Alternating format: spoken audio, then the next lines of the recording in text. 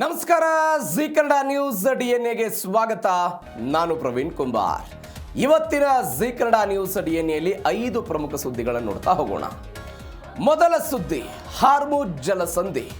ಮನುಷ್ಯನಿಗೆ ಕುತ್ತಿಗೆ ಹೇಗೆ ಕೆಳಗಿನ ದೇಹ ಮತ್ತು ಮೇಲಿನ ಕತ್ತನ್ನು ಸಂಪರ್ಕ ಮಾಡುತ್ತಲ್ಲ, ಹಾಗೆ ಮಧ್ಯಪ್ರಾಚ್ಯಗಳಿಂದ ಬೇರೆ ಬೇರೆ ಏಷ್ಯಾದ ಭಾಗಗಳು ಸೇರಿದಂತೆ ಜಾಗತಿಕವಾಗಿ ತೈಲ ಪೂರೈಕೆ ಆಗುವುದಕ್ಕೆ ಒಂದು ರೀತಿಯಲ್ಲಿ ಕತ್ತಿದ್ದಂತೆ. ಆ ಕತ್ತಿನ ಕಿತ್ತಾಟ ಇದೀಗ ಉಭಯ ದೇಶಗಳ ನಡುವೆ ದೊಡ್ಡ ಮಟ್ಟದಲ್ಲಿ ಶುರುವಾಗಿರೋದನ್ನು ನೋಡ್ತಾ ಇದ್ದೀವಿ. ಹಾಗಾದ್ರೆ ಯಾರ್ಯಾರು? ಒನ್ಸ್ ಅಗೇನ್ ಅದೇ ಇರಾನ್ ಮತ್ತು ಅಮೆರಿಕಾದ ನಡುವೆ ಇದೇ ಹಾರ್ಮುಜ್ ಜಲಸಂಧಿಯ ವಿಚಾರಕ್ಕೆ ಸಂಬಂಧಪಟ್ಟಂತೆ ಬೆಳವಣಿಗೆಗಳಾಗ್ತಾ ಇದೆ. ಒಂದು ಕಡೆ ಡೊನಾಲ್ಡ್ ಟ್ರಂಪ್ ತನ್ನ ನೌಕಾ ದಿಗ್ಬಂಧನವನ್ನು ಮುಂದುವರಿಸಿ ನೌಕೆಗಳನ್ನು ಪ್ರತಿಷ್ಠಾಪಿಸಿ ತನ್ನ ಸೈನಿಕರನ್ನು ಕರೆದುಕೊಂಡು ಬಂದು IRGC, ಇರಾನ್ನ ಆಯಕಟ್ಟು ಪ್ರದೇಶಗಳು ಇವುಗಳ ಮೇಲೆ ದಾಳಿ ಮಾಡೋ ಪ್ರಯತ್ನವನ್ನು ಮಾಡ್ತಿದ್ರೆ, ಮತ್ತೊಂದು ಕಡೆ IRGC ಪಡೆಗಳು ಅಮೆರಿಕ ಕೊಡ್ತಾ ಇರುವಂತಹ ಏಟಿಗೆ ಪ್ರತಿಯಾಗಿ ಕೇವಲ ಅಮೆರಿಕ ಮಾತ್ರವಲ್ಲ, ಯಾವ್ಯಾವ ವಾಣಿಜ್ಯ ಹಡಗುಗಳ ಹಾರ್ಮುಜ್ ಜಲಸಂಧಿಯ ಮಾರ್ಗದ ಮುಖಾಂತರ ಹೋಗ್ತಾ ಇದೆ, ಹಾರ್ಮುಜ್ ಜಲಸಂಧಿಯ ಪರ್ಯಾಯ ಮಾರ್ಗ ಒಮಾನ್ ಮಾರ್ಗದ ಮುಖಾಂತರ ಹೋಗ್ತಾ ಇವೆ, ಅವುಗಳನ್ನು ಗುರಿಯಾಗಿಸಿಕೊಂಡು ಟಾರ್ಗೆಟ್ ಮಾಡಿ ಹೊಡೆದುರುಳಿಸೋ ಪ್ರಯತ್ನವನ್ನು ಮಾಡ್ತಾ ಇದ್ದಾರೆ.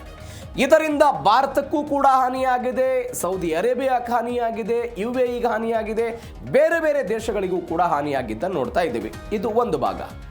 ಎರಡನೇ ಭಾಗ, ನೀವು ಹಾರ್ಮುಜ್ ಜಲಸಂಧಿಯಲ್ಲಿ ನಿಮ್ಮ ನಿಯಂತ್ರಣವನ್ನು ತೆಗೆದುಕೊಂಡು ಬಂದು ನಿಮ್ಮ ಆಧಿಪತ್ಯವನ್ನು ಸ್ಥಾಪನೆ ಮಾಡಿ ನಮ್ಮ ಮಗ್ಗಲು ಮುಳ್ಳನ್ನು ಮುರಿಯೋದಕ್ಕೇನಾದರೂ ನೀವು ಪ್ರಯತ್ನ ಪಟ್ಟರೆ ಕೇವಲ ನಾವು ಮಾತ್ರ ಹಾಳಾಗೋದಿಲ್ಲ, ಜಾಗತಿಕ ತೈಲ ಪೂರೈಕೆ ವ್ಯವಸ್ಥೆಯನ್ನು ಹಾಳು ಮಾಡ್ತೀವಿ ಅಂತ ಇರಾನ್ನವರು ಒಂದು ಹೆಜ್ಜೆಯನ್ನು ಹೊರಗಿಟ್ಟು ಅಮೆರಿಕಕ್ಕೆ ಮಾತ್ರ ಎಚ್ಚರಿಕೆ ಕೊಡೋದಲ್ಲ, ಜಾಗತಿಕವಾಗಿ ಒಂದು ಎಚ್ಚರಿಕೆ ಕೊಡೋ ಪ್ರಯತ್ನವನ್ನು ಮಾಡ್ತಾ ಇದ್ದಾರೆ.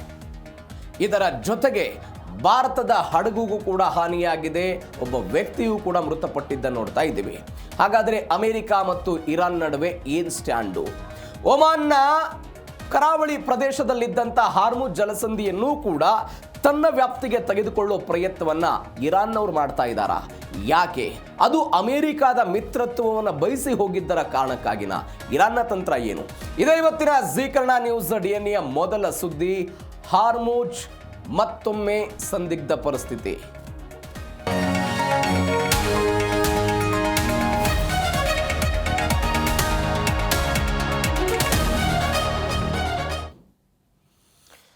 ಪಶ್ಚಿಮ ಏಷ್ಯಾದಲ್ಲಿ ಶಾಂತಿ ಎನ್ನುವುದು ಮರೀಚಿಕೆಯಾಗಿ ಹೆಚ್ಚು ಕಡಿಮೆ 1 ವಾರಕ್ಕಿಂತ ಹೆಚ್ಚು ಸಮಯ ಆಯಿತು. ಆದರೆ ಹೋದ ತಿಂಗಳ ಇದೇ ಸಮಯಕ್ಕೆ ನಾವೆಲ್ಲ ಇದೇ DNAಯಲ್ಲಿ ಚರ್ಚೆ ಮಾಡಿದ್ವಿ, ಮಾತುಕತೆ ಆಗ್ತಾ ಇದೆ. ಈ ಮಾತುಕತೆಯಿಂದ ಏನು ಆಗಬಹುದು, ಏನು ಆಶಾಭಾವನೆ ಇದೆ, ಯಾವ್ಯಾವ ದೇಶಗಳು ಏನನ್ನ ಕಳೆದುಕೊಂಡಿದ್ವು, ಅದಾದ ನಂತರ ಯಾವ್ಯಾವ ದೇಶಕ್ಕೆ ಇದರಿಂದ ಲಾಭ ಆಗುತ್ತೆ, ಏನು ಎತ್ತ ಅನ್ನೋದ್ರ ಬಗ್ಗೆ ಸುದೀರ್ಘವಾಗಿ ಚರ್ಚೆ ಮಾಡಿದ್ವಿ. ಆದರೆ 1 ತಿಂಗಳ ಸಮಯ ಕಳೆದಿಲ್ಲ. ಇವತ್ತು ಒನ್ಸ್ ಅಗೇನ್ ನಾವು ಯುದ್ಧದ ಭೀತಿಯ ಬಗ್ಗೆ ಮಾತನಾಡುವಂಥದ್ದಾಗಿದೆ. ಈಗ ನೋಡಿ, ಕಳೆದ ಬಾರಿ ಯುದ್ಧಗಳು ಆದಂತಹ ಸಮಯದಲ್ಲಿ ಅಥವಾ ದಾಳಿಗಳಾದಂತಹ ಸಮಯದಲ್ಲಿ ಹಾರ್ಮುಜ್ ಜಲಸಂಧಿಗಿಂತಲೂ ಕೂಡ ಇರಾನ್ನ ಪರಮಾಣು ಕಾರ್ಯಕ್ರಮದ ಮೇಲೆ ಅಮೆರಿಕ ಒಂದು ದೊಡ್ಡ ಮಟ್ಟದ ಕೇಂದ್ರೀಕರಿಸುವ ಪ್ರಯತ್ನವನ್ನು ಮಾಡಿತ್ತು. ಅದು ಪರಮಾಣು ವಿಚಾರದಲ್ಲಿ ಆದಂತಹ ಮೂಲಸೌಕರ್ಯಗಳನ್ನು ಗುರಿಯಾಗಿಸಿಕೊಂಡು ದಾಳಿ ಮಾಡೋದು, ಪರಮಾಣು ಕೇಂದ್ರಗಳನ್ನು ಗುರಿಯಾಗಿಸಿಕೊಂಡು ದಾಳಿ ಮಾಡೋದು, ಇರುವಂಥ ಯುರೇನಿಯಂ ಅನ್ನು ಯಾರಿಗೆ ಹಸ್ತಾಂತರ ಮಾಡಬೇಕು ಅನ್ನೋದ್ರ ಬಗ್ಗೆ, ಇದರ ಬಗ್ಗೆ ಅಮೆರಿಕ ಕಾನ್ಸಂಟ್ರೇಟ್ ಮಾಡಿತ್ತು. ಆದರೆ ಎರಡನೇ ಹಂತದ ಯುದ್ಧದಲ್ಲಿ ಈಗ ಆಗ್ತಾ ಇರುವಂಥ ಜಟಾಪಟಿ ಯಾವುದಕ್ಕೆ ಅಂತ ಹೇಳಿದ್ರೆ, ಅದು ಪ್ಯೂರ್ಲಿ ಹಾರ್ಮುಜ್ ಜಲಸಂಧಿಯ ವಿಚಾರಕ್ಕೆ, ಪ್ಯೂರ್ಲಿ ಹಾರ್ಮುಜ್ ಜಲಸಂಧಿಯ ವಿಚಾರಕ್ಕೆ ಆಗ್ತಾ ಇದೆ. ಇದರ ಪರಿಣಾಮವಾಗಿ ಇದೀಗ ಮಿತ್ರ ದೇಶವಾಗಿರುವಂಥ ಒಮಾನ್ನನ್ನು ಕೂಡ ವಿರೋಧ ಮಾಡೋದಕ್ಕೆ ಇರಾನ್ ಮುಂದಾಗುತ್ತಾ ಅನ್ನೋದು ಸದ್ಯಕ್ಕಿರುವಂಥ ಯಕ್ಷ ಪ್ರಶ್ನೆ. ಇದರ ಜೊತೆಗೆ ಇರಾನ್ ಹೇಳ್ತಾ ಇದೆ, ಯಾವ ಶಾಂತಿ ಮಾತುಕತೆಯೂ ಇಲ್ಲ, ಎಲ್ಲ ಶಾಂತಿ ಮಾತುಕತೆಯೂ ಕೂಡ ಮುರಿದು ಬಿದ್ದು ಹೋಗ್ಬಿಟ್ಟಿದೆ, ನಾವು ದಾಳಿಯನ್ನು ಮಾಡ್ತೀವಿ, ಪ್ರತಿ ದಾಳಿ ಮಾಡ್ತೀವಿ ಅಂತ ಇರಾನ್ ಅವರು ಹೇಳಿದ್ದಾರೆ. ಹಾಗಾದರೆ ಏನೇನಾಯಿತು ಬೆಳವಣಿಗೆ, ಡೀಟೇಲ್ಸ್ ನೋಡ್ತಾ ಹೋಗೋಣ. ಶಾಂತಿ ಒಪ್ಪಂದಕ್ಕೆ ಇರಾನ್ ಎಳ್ಳು ನೀರು ಬಿಟ್ಟಿದೆ. ಎಳ್ಳು ನೀರು ಬಿಟ್ಟಿದ್ದು ಇವತ್ತಾ? ಇಲ್ಲ. ಯಾವಾಗ ಇರಾನ್ ಎಳ್ಳು ನೀರು ಬಿಡ್ತು? ಯಾವಾಗ ಈ 3 ಹಡಗುಗಳು ಪ್ರತ್ಯೇಕವಾದಂಥ ಬೇರೆ ಬೇರೆ ದೇಶದ 3 ಹಡಗುಗಳು ಇರಾನ್ನ ಜಲಮಾರ್ಗವನ್ನು ಬಳಸೋದನ್ನು ಬಿಟ್ಟು ಒಮಾನ್ ನಿರ್ಮಾಣ ಮಾಡಿದ್ದಂಥ ಜಲಮಾರ್ಗವನ್ನು ಸುರಕ್ಷತೆಯ ಕಾರಣಕ್ಕಾಗಿ ಆಯ್ದುಕೊಂಡು ಹೊರಟರು, ಅದರ ಮೇಲೆ ಇರಾನ್ ದಾಳಿ ಮಾಡ್ತಲ್ಲ, ಅವತ್ತು ಈ ಕದನ ವಿರಾಮಕ್ಕೆ ಎಳ್ಳು ನೀರು ಬಿಡೋ ಪ್ರಯತ್ನವನ್ನು ಇರಾನ್ನವರು ಮಾಡಿದ್ರು. ಶಾಂತಿ ಒಪ್ಪಂದಕ್ಕೂ ಕೂಡ ಆಯಿತು. ಇದೀಗ ಅವರು ಹೇಳ್ತಿದ್ದಾರೆ ಅಮೆರಿಕಾದೊಂದಿಗಿನ ತಾತ್ಕಾಲಿಕ ಶಾಂತಿ ಒಪ್ಪಂದ ಮುರಿದು ಬಿದ್ದಿದೆ ಅಂತ. ಇದನ್ನು ಇರಾನ್ ಹೇಳೋದಲ್ಲ, ಇದನ್ನು ಡೊನಾಲ್ಡ್ ಟ್ರಂಪ್ ಅವರೇ ಪುನರಪಿ ಹೇಳಿದ್ದನ್ನು ನೋಡಿದ್ದೀವಿ. ನ್ಯಾಟೋ ಶೃಂಗಸಭೆಯಲ್ಲಿ ಮಾತನಾಡಿದ್ರು. ಅದರಿಂದ ವಾಪಸ್ ಬಂದ ನಂತರ ಮಾಧ್ಯಮಗಳ ಮುಂದೆ ಮಾತನಾಡುವಂಥ ಸಮಯದಲ್ಲಿ ಡೊನಾಲ್ಡ್ ಟ್ರಂಪ್ ಹೇಳಿದರು, ಈ ಕದನ ವಿರಾಮ ಅನ್ನೋದು ಮುಗಿದು ಹೋಗ್ಬಿಟ್ಟಿದೆ, ಅವ್ರ ಜೊತೆಗೆ ನಾವು ಮಾತುಕತೆಯನ್ನು ನಡೆಸಲ್ಲ ಅಂತ. ಅಮೆರಿಕ ಪದೇ ಪದೇ ನಿಯಮವನ್ನು ಉಲ್ಲಂಘನೆ ಮಾಡ್ತಾ ಇದೆ ಅಂತ ಯಾರು ಆರೋಪ ಮಾಡ್ತಾ ಇರೋದು? ಇರಾನ್ ವಿದೇಶಾಂಗ ಇಲಾಖೆ ಆರೋಪ ಮಾಡ್ತಾ ಇದೆ. ಬಟ್ ಅಮೆರಿಕದ ಆರೋಪ ಇದ್ದಿದ್ದು, ನಾವು ಯಾವ ಕಾರಣಕ್ಕೂ ಅವರ ಮೇಲೆ ದಾಳಿ ಮಾಡೋದಕ್ಕೆ ಹೋಗಲಿಲ್ಲ, ಅದರ ಬದಲಾಗಿ ಯಾವ ಹಾರ್ಮುಜ್ನಲ್ಲಿ ಸುರಕ್ಷತೆಯನ್ನು ಇವರು ಕೊಡಬೇಕಾಗಿತ್ತು ಅದನ್ನು ಉಲ್ಲಂಘನೆ ಮಾಡಿ ಹಡಗುಗಳ ಮೇಲೆ ಅವರು ದಾಳಿ ಮಾಡಿದ್ರು. ಹೀಗಾಗಿ ನಾವು ಶಿಕ್ಷಾರ್ಹ ಅಪರಾಧವಾಗಿ ಇದನ್ನು ನಾವು ಕೊಡ್ತಾ ಇದ್ದೀವಿ ಅಂತ ಅವರು ಕೊಟ್ಟಿರುವಂಥ ಹೇಳಿಕೆ.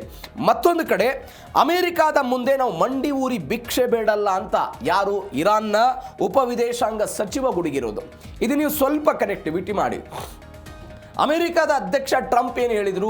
ಇರಾನ್ ಹಸಿವಿನಿಂದ ಕೂಡಿರುವಂತಹ ರಾಷ್ಟ್ರ, ಭಿಕ್ಷೆ ಬೇಡ್ತಾ ಇರುವಂತಹ ರಾಷ್ಟ್ರ, ನಾವು ಕೊಡುವಂತಹ $300 ಬಿಲಿಯನ್ ಹಣ, ಅವರು ಫ್ರೀಸ್ ಆಗಿರುವಂತಹ ಅವರ ಹಣವನ್ನು ಬಿಡುಗಡೆ ಮಾಡೋದು, ಮೂಲಭೂತ ಸೌಕರ್ಯಕ್ಕೆ ಸಂಬಂಧಪಟ್ಟಂತೆ ಬೇರೆ ಬೇರೆ ದೇಶಗಳು ಇನ್ವೆಸ್ಟ್ಮೆಂಟ್ ಮಾಡೋದು, ನಮ್ಮ ದೇಶದಲ್ಲಿರುವಂತಹ ಸೋಯಾಬೀನ್, ಗೋಧಿ ಇತ್ಯಾದಿ ಖರೀದಿ ಮಾಡೋದು ಯಾರಿಗೆ ಅನಿವಾರ್ಯವಾಗಿದೆ? ಅದು ಇರಾನ್ಗೆ ಅನಿವಾರ್ಯವಾಗಿದೆ. ಕಾರಣ ಯುದ್ಧದ ಭೀಕರತೆ ಆ ಪರಿಣಾಮದಲ್ಲಿತ್ತು.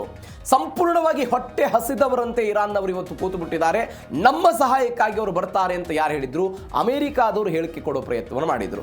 ಆದರೆ ಇದಕ್ಕೆ ಪ್ರತಿಕಾರವಾಗಿ ನಾನು ಇವತ್ತಿನ ತನಕವೂ ಕೂಡ ನಿಮ್ಮ ಮುಂದೆ ಮಂಡಿ ಊರಿಲ್ಲ ಎನ್ನುವಂಥ ಸಂದೇಶವನ್ನು ಇರಾನ್ನ ಉಪವಿದೇಶಾಂಗ ಸಚಿವರು ಕೊಡೋ ಪ್ರಯತ್ನವನ್ನು ಮಾಡ್ತಾ ಇದ್ದಾರೆ. ಇದರ ಅರ್ಥ ಏನು ಅಂತ ಹೇಳಿದರೆ, ನಾವು ನಿಮ್ಮ ಮುಂದೆ ಬಗ್ಗಿಲ್ಲ, ನಿಮ್ಮ ಮುಂದೆ ಭಿಕ್ಷೆ ಬೇಡಲ್ಲ, ನಿಮ್ಮ ಹಣಕಾಸಿನ ವಿಚಾರಕ್ಕೆ ಸಂಬಂಧಪಟ್ಟಂತೆ ನಮ್ಮ ದೇಶದ ಭದ್ರತೆ, ನಮ್ಮ ದೇಶದ ಆರ್ಥಿಕತೆ, ನಮ್ಮ ದೇಶದ ಮೇಲೆ ಆಗುವಂತಹ ದಾಳಿ ಯಾವುದರಲ್ಲೂ ಕೂಡ ರಾಜಿ ಸಂಧಾನ ಇಲ್ಲ ಅನ್ನುವಂಥ ಒಂದು ಸಂದೇಶವನ್ನ ಇರಾನ್ ಕೊಡೋ ಪ್ರಯತ್ನವನ್ನು ಮಾಡ್ತಾ ಇದೆ. ಇದು ಒಂದು ಬೆಳವಣಿಗೆ. ಆ ಮುಖಾಂತರ ಶಾಂತಿ ಒಪ್ಪಂದಕ್ಕೆ ಎಳ್ಳು ನೀರು ಬಿಟ್ಟಿರೋದು. ಮತ್ತೊಂದು, ಒಮನ್ ಕಡಲ ಮೇಲೂ ಕೂಡ ಇರಾನ್ನವರು ಕಣ್ಣಿಟ್ಟಿದ್ದಾರೆ. ಇವು ಸ್ವಲ್ಪ ಮತ್ತೆ ಪುನರಪಿ ಹಿಂದಕ್ಕೆ ಹೋಗಿ, ಇರಾನ್ ಮತ್ತು ಒಮಾನ್ನವರು, ಅಥವಾ ಇರಾನ್ ಏನು ಹೇಳ್ತಾ ಇತ್ತು, ಹಾರ್ಮುಜ್ ಜಲಸಂಧಿ ವ್ಯಾಪ್ತಿ ಬರುವುದು ಕೇವಲ ಒಮಾನ್ ಮತ್ತು ಇರಾನ್ಗೆ ಮಾತ್ರ, ಯಾವ ದೇಶಗಳೂ ಕೂಡ ಇದನ್ನ ಬಂದು ನಿಯಂತ್ರಣ ಮಾಡುವ ಅಧಿಕಾರವಿಲ್ಲ, ಆಧಿಪತ್ಯವನ್ನು ಸ್ಥಾಪಿಸುವಂತ ಅಧಿಕಾರ ಯಾರಿಗಿಲ್ಲ ಅಂತ ಇರಾನ್ ಅವರು ಹೇಳ್ತಾ ಇದ್ರು. ಇದು ಒಂದು ಭಾಗ. ನಾವು ಇದೇ DNA ಒಂದು ಸುದ್ದಿಯನ್ನು ಚರ್ಚೆ ಮಾಡಿದ್ವಿ. ಇರಾನ್ನ ಜೊತೆಗೂಡಿ ಒಮಾನ್ನವರು ಟೋಲ್ ಸಂಗ್ರಹಕ್ಕೆ ಮುಂದಾಗ್ತಾ ಇದ್ದಾರೆ. ಈ ಕಾರಣಕ್ಕಾಗಿ ಡೊನಾಲ್ಡ್ ಟ್ರಂಪ್ ಅವರು ಒಮಾನ್ಗೆ ನೇರವಾಗಿ ಎಚ್ಚರಿಕೆ ಕೊಟ್ಟಿದ್ರು, ನೀವು ನಮ್ಮ ಮಿತ್ರ ದೇಶ ಆಗಿದ್ರೂ ಕೂಡ ನಿಮ್ಮ ಮೇಲೆ ಬಾಂಬ್ ಹಾಕೋದಕ್ಕೆ ನಾನು ಯಾವುದೇ ಕಾರಣಕ್ಕೂ ಹಿಂದೇಟು ಹಾಕೋದಿಲ್ಲ, ನೀವು ಟೋಲ್ ಅನ್ನ ಬೆಂಬಲಿಸಿದರೆ ನಾವು ನಿಮ್ಮನ್ನ ಒಪ್ಪಲ್ಲ ಅಂತ ಯಾರು ಹೇಳಿದ್ರು? ಇದೇ ಡೊನಾಲ್ಡ್ ಟ್ರಂಪ್ ಅವರು ಹೇಳಿದ್ರು. ಈ ಕಾರಣಕ್ಕಾಗಿ ಅಮೆರಿಕ ಮತ್ತು ಒಮಾನ್ನ ನಡುವೆ ಸ್ವಲ್ಪ ಭಿನ್ನಾಭಿಪ್ರಾಯಗಳು ಬರ್ತಾ ಇದೆ ಅಂತ ನಾವೆಲ್ಲ ಚರ್ಚೆ ಮಾಡಿದ್ವಿ. ಆದರೆ ಇದೀಗ ಇರಾನ್ ಏನು ಹೇಳ್ತಾ ಇದೆ ಅಂತ ಹೇಳಿದ್ರೆ, ಒಮನ್ ದೇಶಕ್ಕೆ ಸೇರಿದ ಅರ್ಧದಷ್ಟು ಜಲಮಾರ್ಗ ಇನ್ನು ಮುಂದೆ ಇರಾನ್ ನಿಯಂತ್ರಣಕ್ಕೆ ಬರಬಹುದು ಅಂತ. ಏಕಸ್ವಾಮ್ಯ ಸ್ಥಾಪನೆ ಮಾಡೋದಕ್ಕೆ ಇರಾನ್ ಒಂದು ರಣತಂತ್ರವನ್ನು ಬಯಸ್ತಾ ಇದೆ. ಇದಕ್ಕೆ ಕಾರಣ ಏನು? ಇವತ್ತು ಒಮಾನ್ ತಾನು ಸ್ಥಾಪನೆ ಮಾಡಿಕೊಂಡಿರುವಂತಹ ಪ್ರತ್ಯೇಕವಾದಂತಹ ಆ ಮಾರ್ಗ ಏನಿದೆ, ಅದು ಅಮೆರಿಕದ ಬೆಂಬಲ, ವಿಶ್ವಸಂಸ್ಥೆಯ ಬೆಂಬಲ ಇದೆ. ವಿಶ್ವಸಂಸ್ಥೆಗಿಂತಲೂ ಕೂಡ ಅಮೆರಿಕದ ಒಂದು ಭದ್ರತೆ, ಅಮೆರಿಕದ ಹಣಕಾಸಿನ ಸಹಾಯ, ಅಮೆರಿಕದ ಮಿತ್ರತ್ವ, ಈ ಎಲ್ಲವೂ ಕೂಡ ಒಮಾನ್ ಇವತ್ತು ಪ್ರತ್ಯೇಕವಾಗಿ ಇಂಥದ್ದೊಂದು ಮಾರ್ಗವನ್ನು ಸ್ಥಾಪನೆ ಮಾಡಿಕೊಂಡು ಅವುಗಳ ಮುಖಾಂತರ ಹಡಗುಗಳು ಹೋಗೋದಕ್ಕೆ ಕಾರಣ ಆಗಿದೆ. ಆದರೆ ಇದು ಇವತ್ತು ಇರಾನ್ನ ಕೆಂಗಣ್ಣಿಗೆ ಗುರಿಯಾಗಿರೋದು. ಅಂದರೆ ಇಷ್ಟು ದಿನಗಳ ಕಾಲ ಒಮಾನ್ ಮತ್ತು ಇರಾನ್ನ ನಿಯಂತ್ರಣ ಇದೆ ಅಂತ ಹೇಳ್ತಾ ಇದ್ದಂತಹ ಇರಾನ್ ಇದೀಗ ಒಮಾನ್ ಕೂಡ ಅಮೆರಿಕದ ತೆಕ್ಕೆಗೆ ಹೋಗ್ತಾ ಇದೆ. ಒಂದು ವೇಳೆ ನಾಳೆ ಈ ಒಮಾನ್ನ ಮಾರ್ಗ ಆಧಿಪತ್ಯವನ್ನು ಸಾಧಿಸೋದಕ್ಕೆ ಶುರುವಾಗ್ಬಿಟ್ರೆ ಅದು ನನ್ನ ಅಸ್ತಿತ್ವಕ್ಕೆ ಹೊಡೆತ ಬೀಳುತ್ತೆ. ನಾನೇನೋ ಒಂದು ಶುಲ್ಕವನ್ನು ವಿಧಿಸಬೇಕು ಅಂತ ಮಾಡಿದ್ದೀನಿ, ಸೇವಾ ಶುಲ್ಕವನ್ನು ಕಲೆಕ್ಟ್ ಮಾಡಬೇಕು ಅಂತ ಮಾಡಿದ್ದೀನಿ, ನನ್ನ ನಿಯಂತ್ರಣದಲ್ಲಿ ಹಾರ್ಮುಜ್ ಇರಬೇಕು ಅಂತ ನಾನು ಬಯಸ್ತಾ ಇದ್ದೀನಿ. ನಾಳೆ ಅಮೆರಿಕದ ಸಪೋರ್ಟ್ ಒಮಾನ್ಗೆ ಸಂಪೂರ್ಣವಾಗಿ ಸಿಗ್ತಾ ಹೋಗೋದಾದ್ರೆ ಅದು ನನಗೆ ಧಕ್ಕೆ ಬರುತ್ತೆ ಅಂತ. ನೀವೊಂದು ವ್ಯತ್ಯಾಸ ಗಮನಿಸಿ. ನಾವು ಮೊನ್ನೆ ಒಂದು ಚರ್ಚೆ ಮಾಡಿದ್ವಿ.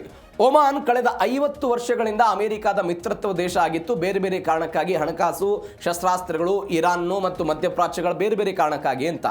ಯಾಕಂದ್ರೆ ಇದೇ ಒಮಾನ್ ಅವರು ಮೊಟ್ಟ ಮೊದಲ ಬಾರಿಗೆ ಇರಾನ್ ಮತ್ತು ಅಮೆರಿಕದ ನಡುವೆ ಮಾತುಕತೆ ನಡೆಸೋದಕ್ಕೆ ಬಂದಿದ್ರು. ಆದರೆ ಒಮಾನ್ನಲ್ಲಿ ಅಲ್ಲಿಯ ಪ್ರಭುತ್ವ ಬದಲಾವದ ನಂತರ ನನಗೊಂದು ಇರಾನ್ನ ಸಹಾಯಕತೆ ಬೇಕು, ಅಮೆರಿಕ ನನ್ನಿಂದ ದೂರದಲ್ಲಿದೆ, ಸಾವಿರಾರು ಕಿಲೋಮೀಟರ್ ದೂರದಲ್ಲಿದೆ, ನಾಳೆ ಮತ್ತೊಂದು ಮಧ್ಯಪ್ರಾಚ್ಯದ ದೇಶ ಇರಾನ್ನ ಕಾರಣಕ್ಕಾಗಿ ನನ್ನ ಮೇಲೆ ದಾಳಿ ಮಾಡೋದಕ್ಕೆ ಬಂದರೆ ಅಮೆರಿಕ ನೇರವಾಗಿ ನನಗೆ ಸಹಾಯಕ್ಕೆ ಬರೋದಿಲ್ಲ, ಅದರ ಬದಲಾಗಿ ನನ್ನ ಜೊತೆಗೆ ಗಡಿ ಹಂಚಿಕೊಂಡಿರುವಂತಹ ಇರಾನ್ ನನ್ನ ಸಹಾಯಕ್ಕೆ ಬರಬಹುದು ಅನ್ನೋ ಕಾರಣಕ್ಕಾಗಿ ಒಮಾನ್ ಒಂದು ಆಶಾಭಾವನೆಯಲ್ಲಿತ್ತು. ಆದರೆ ಈ ಆಶಾಭಾವನೆಯು ಕೂಡ ಈ ಇರಾನ್ನ ಒಂದು ಪ್ಲಾನ್ ನೋಡಿದರೆ ಅದು ಒಡೆದು ಹೋಗುವಂತಿದೆ. ಬಿಕಾಸ್ ಆಫ್ ಅಮೆರಿಕದ ಮಿತ್ರತ್ವದ ಕಾರಣಕ್ಕಾಗಿ ಎಲ್ಲೆಲ್ಲಿ ಅದು ಉತ್ತರ ಆಗಿರ್ಬೋದು, ದಕ್ಷಿಣ ಕರಾವಳಿಯಲ್ಲಿ ಒಮಾನ್ನ ಏನು ನಿಯಂತ್ರಣ ಇದೆ ಅದನ್ನು ತೆಗೆದುಕೊಳ್ಳುವ ಪ್ರಯತ್ನವನ್ನು ಇವರು ಮಾಡ್ತಿದ್ದಾರೆ ಅಂತ. ಹೀಗಾಗಿ ನೆರೆ ರಾಷ್ಟ್ರಗಳಿಂದೆಲ್ಲ ತೀವ್ರ ಆಕ್ಷೇಪ ಎಲ್ಲ ಆಗಬಹುದು ಅಂತ ಆಗ್ತಿದೆ. ನೋಡೋಣ ಆ ವಿಚಾರದಲ್ಲಿ ಬೆಳವಣಿಗೆ ಏನಾಗುತ್ತೆ ಅಂತ. ಮತ್ತೊಂದು ನಿನ್ನೆ ನಾವು ನೋಡಿದ್ವಿ, ಡೊನಾಲ್ಡ್ ಟ್ರಂಪ್ ಒಂದು 20% ಟೋಲ್ ಹಾಕೋದಕ್ಕೆಲ್ಲ ಮುಂದಾಗ್ತಿದ್ದಾರೆ ಅಂತ. ಇದೀಗ ಟೋಲ್ ಪ್ಲಾನ್ ಫ್ಲಾಪ್ ಆಗಿಬಿಟ್ಟಿದೆ, ಡ್ರಾಪ್ ಆಗಿದೆ. ಹಾರ್ಮುಜ್ನಲ್ಲಿ ಒಂದು 20% ಶುಲ್ಕವನ್ನು ವಿಧಿಸೋದಕ್ಕೆ ಡೊನಾಲ್ಡ್ ಟ್ರಂಪ್ ಆಲೋಚನೆ ಮಾಡಿದ್ರು. ಅದಕ್ಕೆ ನಾನು ನಿನ್ನೆ ಕೂಡ ಸುದೀರ್ಘವಾಗಿ ನೋಡಿದ್ವಿ. 50 ವರ್ಷಗಳಿಂದ ಪುಕ್ಕಟ್ಟೆಯಾಗಿ ನಾವು ಕಾವಲು ಕಾದಿದ್ದೀವಿ. 50 ವರ್ಷದಿಂದಲೂ ಕೂಡ ಶ್ರೀಮಂತ ರಾಷ್ಟ್ರಗಳೆಲ್ಲ ಇದನ್ನು ಬಳಕೆ ಮಾಡಿಕೊಂಡಿವೆ. ನಮಗೆ ನಯಾ ಪೈಸಾ ಏನು ಲಾಭ ಆಗಿಲ್ಲ. ಈ ಲಾಭ ಆಗಬೇಕು ಅನ್ನೋ ಕಾರಣಕ್ಕಾಗಿ 20% ಬೇಕು ಅಂತ. ಇದೀಗ ಗಲ್ಫ್ ಮಿತ್ರ ರಾಷ್ಟ್ರಗಳ ತೀವ್ರ ಆಕ್ಷೇಪ ಆಯಿತು. ಯಾಕೆ? ಅದೇ ಗಲ್ಫ್ ರಾಷ್ಟ್ರಗಳ ಎಲ್ಲ ಹಡಗುಗಳು ಕೂಡ ಮಧ್ಯಪ್ರಾಚ್ಯದಿಂದಲೇ ಬೈಪಾಸ್ ಆಗಬೇಕು, ಮಧ್ಯಪ್ರಾಚ್ಯದಿಂದಲೇ ಹೋಗಬೇಕಾದಂಥ ಅನಿವಾರ್ಯತೆ ಇದೆ. ನೀವು ಅಂದರೆ ಹಾರ್ಮುಜ್ ಜಲಸಂಧಿನೇ ಹೋಗಬೇಕಾಗಿದೆ. ಈ ಹಾರ್ಮುಜ್ ಜಲಸಂಧಿಯನ್ನು ಬಿಟ್ಟು ಮತ್ತೊಂದು ಕಡೆಯಲ್ಲಿ ಕೇಫ್ ಆಫ್ ಗುಡ್ ಹೋಪ್ ಮುಖಾಂತರ ಹೋಗಬೇಕಾದಂಥ ಅನಿವಾರ್ಯತೆ, ಅದು ಕೂಡ ಮಧ್ಯಪ್ರಾಚ್ಯಗಳ ಆರ್ಥಿಕತೆಗೆ ಹೊಡೆತ ಬೀಳುತ್ತೆ, ಸುದೀರ್ಘ ಸಮಯವನ್ನು ತೆಗೆದುಕೊಳ್ಳುತ್ತೆ. ಇದು ಮಧ್ಯಪ್ರಾಚ್ಯಗಳಿಗೆ ದೊಡ್ಡ ಮಟ್ಟದ ಹಿನ್ನಡೆ. ಹೀಗಾಗಿ ಅವರೆಲ್ಲ ಏನೋ ಆಕ್ಷೇಪವನ್ನು ಹೊರಹಾಕಿದ್ರಂತೆ. ಸುಂಕದ ಬದಲು ಇರಾನ್ ಬಂದರುಗಳನ್ನು ಸಂಪೂರ್ಣ ಲಾಕ್ ಮಾಡೋದಕ್ಕೆ ಟ್ರಂಪ್ ಅವರು ಆದೇಶ ಕೊಟ್ಟಿದ್ದಾರೆ. ಈ ಆದೇಶ ಇವತ್ತಿಂದಲ್ಲ, ಮೊದಲ ದಿನದಿಂದಲೂ ಕೂಡ ಅದು ಆದೇಶ ಇದೆ. ಯಾವ ಹಡಗು ಹೊರಗೆ ಹೋಗಬಾರ್ದು, ಯಾವ ಹಡಗು ಕೂಡ ಇರಾನ್ ಬಂದರನ್ನು ತಲುಪಬಾರ್ದು ಅನ್ನೋದು ಟ್ರಂಪ್ ಅವರ ಆಶಯ. ಅದನ್ನು ಅವರು ಮತ್ತೊಮ್ಮೆ ಆದೇಶದ ಮುಖಾಂತರ ಮಾಡಿದ್ದಾರೆ. ವಿವಿಧ ಗಲ್ಫ್ ರಾಷ್ಟ್ರಗಳ ಜೊತೆಗೆ ಹೊಸ ವ್ಯಾಪಾರ ಮತ್ತು ಹೂಡಿಕೆಗೆಲ್ಲ ಅಮೆರಿಕ ಒಂದು ಒಲವನ್ನು ತೋರ್ತಾ ಇದೆ. ಯೂಟರ್ನ್ ಹೊಡೆಯೋದ್ರಲ್ಲಿ ಟ್ರಂಪ್ ಹಡಗುಗಳನ್ನೇ ಮೀರಿಸಿದ್ದಾರೆ ಅಂತೆಲ್ಲ ಲೇವಡಿ ಮಾಡೋ ಪ್ರಯತ್ನ ಆಗ್ತಾ ಇದೆ. ನೀವಿಂದ ಎಫಿಕ್ ಫ್ಯೂರಿ 2.0 ಶುರು ಮಾಡಬೇಕು ಅಂತ ಆಲೋಚನೆ ಮಾಡಿದಾಗಲೂ ಕೂಡ ಮಧ್ಯಪ್ರಾಚ್ಯಗಳು ಅದಕ್ಕೆ ಆಕ್ಷೇಪವನ್ನು ಹೊರಹಾಕಿತ್ತು. ಮಧ್ಯಪ್ರಾಚ್ಯಗಳ ಹಿತಾಸಕ್ತಿಯ ಕಾರಣಕ್ಕಾಗಿಯೇ ಅಮೆರಿಕದ ಅಧ್ಯಕ್ಷ ಟ್ರಂಪ್ ಅವರು 2ನೇ ಬಾರಿಗೆ ಯುದ್ಧ ಮಾಡೋದನ್ನು ಕೈಬಿಟ್ಟಿದ್ರು. ಬಿಕಾಸ್ ಅವರಿಗೊಂದು ಆತಂಕ ಇತ್ತು, ಇವತ್ತು ಅಮೆರಿಕ ತನ್ನ ಸ್ವಹಿತಾಸಕ್ತಿಗಾಗಿ ದಾಳಿ ಮಾಡಬಹುದು, ಆ ಸ್ವಹಿತಾಸಕ್ತಿಯ ದಾಳಿ ನನ್ನ ಬುಡಕ್ಕೆ ಬಂದ್ಬಿಡುತ್ತೆ ಅನ್ನುವಂಥ ಆತಂಕ Saudi Arabia, UAE, Qatar, Bahrain, Kuwait ಇವರೆಲ್ಲರಿಗೂ ಇದ್ದಿದ್ದರ ಕಾರಣಕ್ಕಾಗಿ ನಮಗದ್ರ ಬಗ್ಗೆ ಮಾಹಿತಿನೇ ಇಲ್ಲ ಅಂತ ಅವರು ಆಕ್ರೋಶವನ್ನು ಹೊರಹಾಕೋ ಪ್ರಯತ್ನವನ್ನು ಮಾಡಿದ್ರು.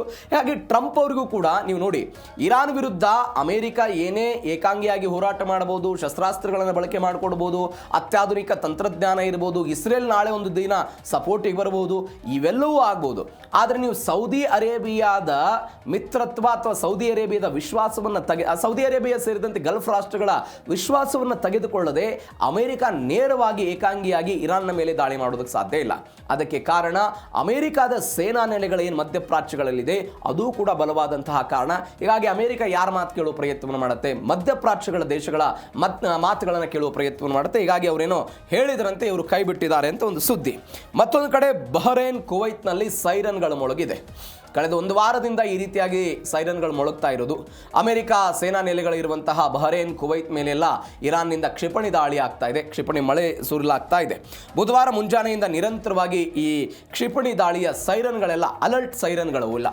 ಸಾರ್ವಜನಿಕರಿಗೆ ಎಚ್ಚರಿಕೆ, ಎಲ್ಲೆಲ್ಲಿ ಅಡಗುತಾಣಗಳು ಇತ್ಯಾದಿ ಶತ್ರುಗಳ ದಾಳಿಯ ಭೀತಿ ಎಲ್ಲದರ ಬಗ್ಗೆಯೂ ಕೂಡ ಅಲ್ಲಿ ಮೊಳಗಿಸೋ ಪ್ರಯತ್ನ ಆಗ್ತಾ ಇದೆ. ಅರಬ್ಬಿ ಸಮುದ್ರದಲ್ಲಿ ಅಮೆರಿಕದ 2 ದೈತ್ಯ ವಿಮಾನವಾಹಕ ಸೇರಿದಂತೆ 19 ಯುದ್ಧ ನೌಕೆಗಳನ್ನೆಲ್ಲ ನಿಯೋಜನೆ ಮಾಡಿಕೊಂಡಿದ್ದಾರೆ. ಮತ್ತೊಂದು ಕಡೆ ಹಾರ್ಮುಜ್ ಜಲಸಂಧಿಯನ್ನು ಬಲವಂತವಾಗಿ ತೆರೆಯುವುದಕ್ಕೆ ಸಾವಿರಾರು ಸಬ್ಮರೀನ್ ಕಮಾಂಡ್ಗಳನ್ನು ಕೂಡ ಎಲ್ಲ ನಿಯೋಜನೆ ಮಾಡಿಕೊಂಡಿದ್ದಾರೆ. ಜೋರ್ಡಾನ್ನಲ್ಲಿರುವಂಥ ಅಮೆರಿಕ ಮಿಲಿಟರಿ ನೆಲೆಯ ಮೇಲೆ ಇರಾನ್ ಒಂದು ಡ್ರೋನ್ ದಾಳಿಯನ್ನು ಮಾಡಿರೋದು. ಅಂದರೆ ಅನೇಕ ಬಾರಿ ನಾವು ಚರ್ಚೆ ಮಾಡಿದ್ದೀವಿ, ಮಧ್ಯಪ್ರಾಚ್ಯಗಳನ್ನೇ ಟಾರ್ಗೆಟ್ ಮಾಡಿಕೊಂಡು ಇರಾನ್ ದಾಳಿ ಮಾಡೋ ಪ್ರಯತ್ನವನ್ನು ಮಾಡ್ತಾ ಇದೆ. ಹೀಗಾಗಿ ಆ ಭೀತಿಯನ್ನು, ಆ ಹಾನಿಯನ್ನು ಯಾರು ಎದುರಿಸಬೇಕಾದಂಥ ಅನಿವಾರ್ಯತೆ ಇದೆ, ಇದೇ ಈ ಮಧ್ಯಪ್ರಾಚ್ಯದ ಬೇರೆ ಬೇರೆ ಗಲ್ಫ್ ರಾಷ್ಟ್ರಗಳು ಅನುಭವಿಸಬೇಕಾದಂಥ ಪರಿಸ್ಥಿತಿ. ಹೀಗಾಗಿ ಆ ನಾಗರಿಕರ ಸುರಕ್ಷತೆಯ ಕಾರಣಕ್ಕಾಗಿ ಸೈರನ್ಗಳು ಕಳೆದ ಒಂದು ವಾರದಿಂದ ಎಲ್ಲ ಆಗ್ತಾ ಇದೆ. ಮತ್ತೊಂದು ಕಡೆ ಒಂದು 2 ವಿಮಾನವಾಹಕಗಳು ಸೇರಿದಂತೆ ಒಂದು 19 ಬೃಹತ್ ಯುದ್ಧ ನೌಕೆಗಳನ್ನೆಲ್ಲ ಅರಬ್ಬಿ ಸಮುದ್ರದಲ್ಲಿ ಎಲ್ಲ ನಿಯೋಜನೆ ಮಾಡೋ ಪ್ರಯತ್ನವನ್ನು ಮಾಡ್ತಾ ಇದ್ದಾರೆ. ಅಂದರೆ ಅಮೆರಿಕಾದಿಂದ ಬಂದಿರುವಂಥ ಏನೇನು ತಾಂತ್ರಿಕವಾದಂಥ ಸೌಲಭ್ಯಗಳು ಈ ಗಲ್ಫ್ ರಾಷ್ಟ್ರಗಳಲ್ಲಿದೆ ಅವೆಲ್ಲವನ್ನು ಕೂಡ ಇರಾನ್ನ ವಿರುದ್ಧ ಬಳಕೆ ಮಾಡಿಕೊಳ್ಳೋದಕ್ಕೆ ಇವರೆಲ್ಲ ಮುಂದಾಗ್ತಾ ಇದ್ದಾರೆ. ಆ ಮುಖಾಂತರ ಒಂದು ಸೇಡ್ ತೀರಿಸ್ಕೊಳ್ಬೇಕು ಅಂತ. ಹೀಗಾಗಿ ಏನಾಗುತ್ತೆ ಆ ವಿಚಾರದಲ್ಲಿ ನೋಡೋಣ. ಮತ್ತೊಂದು ಈ ಬೆಳವಣಿಗೆ ಏನು ಅಂತ ಹೇಳಿದರೆ, ಟ್ರಂಪ್ ಎಚ್ಚರಿಕೆ, ತೈಲ ಮಾರುಕಟ್ಟೆ ಅಕ್ಷರಶಃ ತಲ್ಲಣ ಆಗಿರೋ ಘಟನೆ. ತಲ್ಲಣ ಆಗಿದೆ ತೈಲ ಮಾರುಕಟ್ಟೆ. ಇರಾನ್ ಮಾತುಕತೆಗೆ ಬರದೇ ಇದ್ದರೆ ಮುಂದಿನ ವಾರ ವಿದ್ಯುತ್ ಸ್ಥಾವರಗಳು, ಸೇತುವೆಗಳ ಮೇಲೆ ದಾಳಿ ಅಂತ. ಮೊದಲ ಹಂತ ಮುಕ್ತಾಯಿಯಾಗಿ ಮೊದಲ ಹಂತ ಯುದ್ಧ ಫೀಕ್ನಲ್ಲಿ ಇದ್ದಂತಹ ಸಮಯದಲ್ಲೂ ಕೂಡ ಇವರು ಇದನ್ನೇ ಮಾಡಿದ್ರು.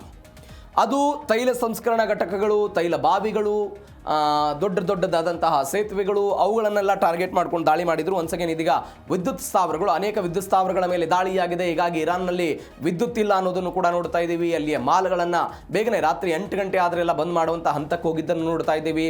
ಆರ್ಥಿಕವಾಗಿ ಅವರಿಗೆ ಜರ್ಜರಿತ ಆಗ್ತಾ ಇರೋದನ್ನು ನೋಡ್ತಾ ಇದ್ದೀವಿ. ಒನ್ಸ್ ಅಗೇನ್ ಅವರೆಲ್ಲ ಹೇಳಿದ್ದಾರೆ, ನಾನು ಸಾಕೆನ್ನುವರೆಗೂ ಕೂಡ ದಾಳಿಯನ್ನು ನಿಲ್ಲಲ್ಲ ಅಂತ ಡೊನಾಲ್ಡ್ ಟ್ರಂಪ್ ಅವರು ಹೇಳಿದರು. ತೈಲ ರಫ್ತು ಎಲ್ರಿಗೂ ಇರಬೇಕು, ಇಲ್ದಿದ್ರೆ ಯಾರಿಗೂ ಇಲ್ಲ ಅಂತ IRGC ಹೇಳ್ತಾ ಇದೆ.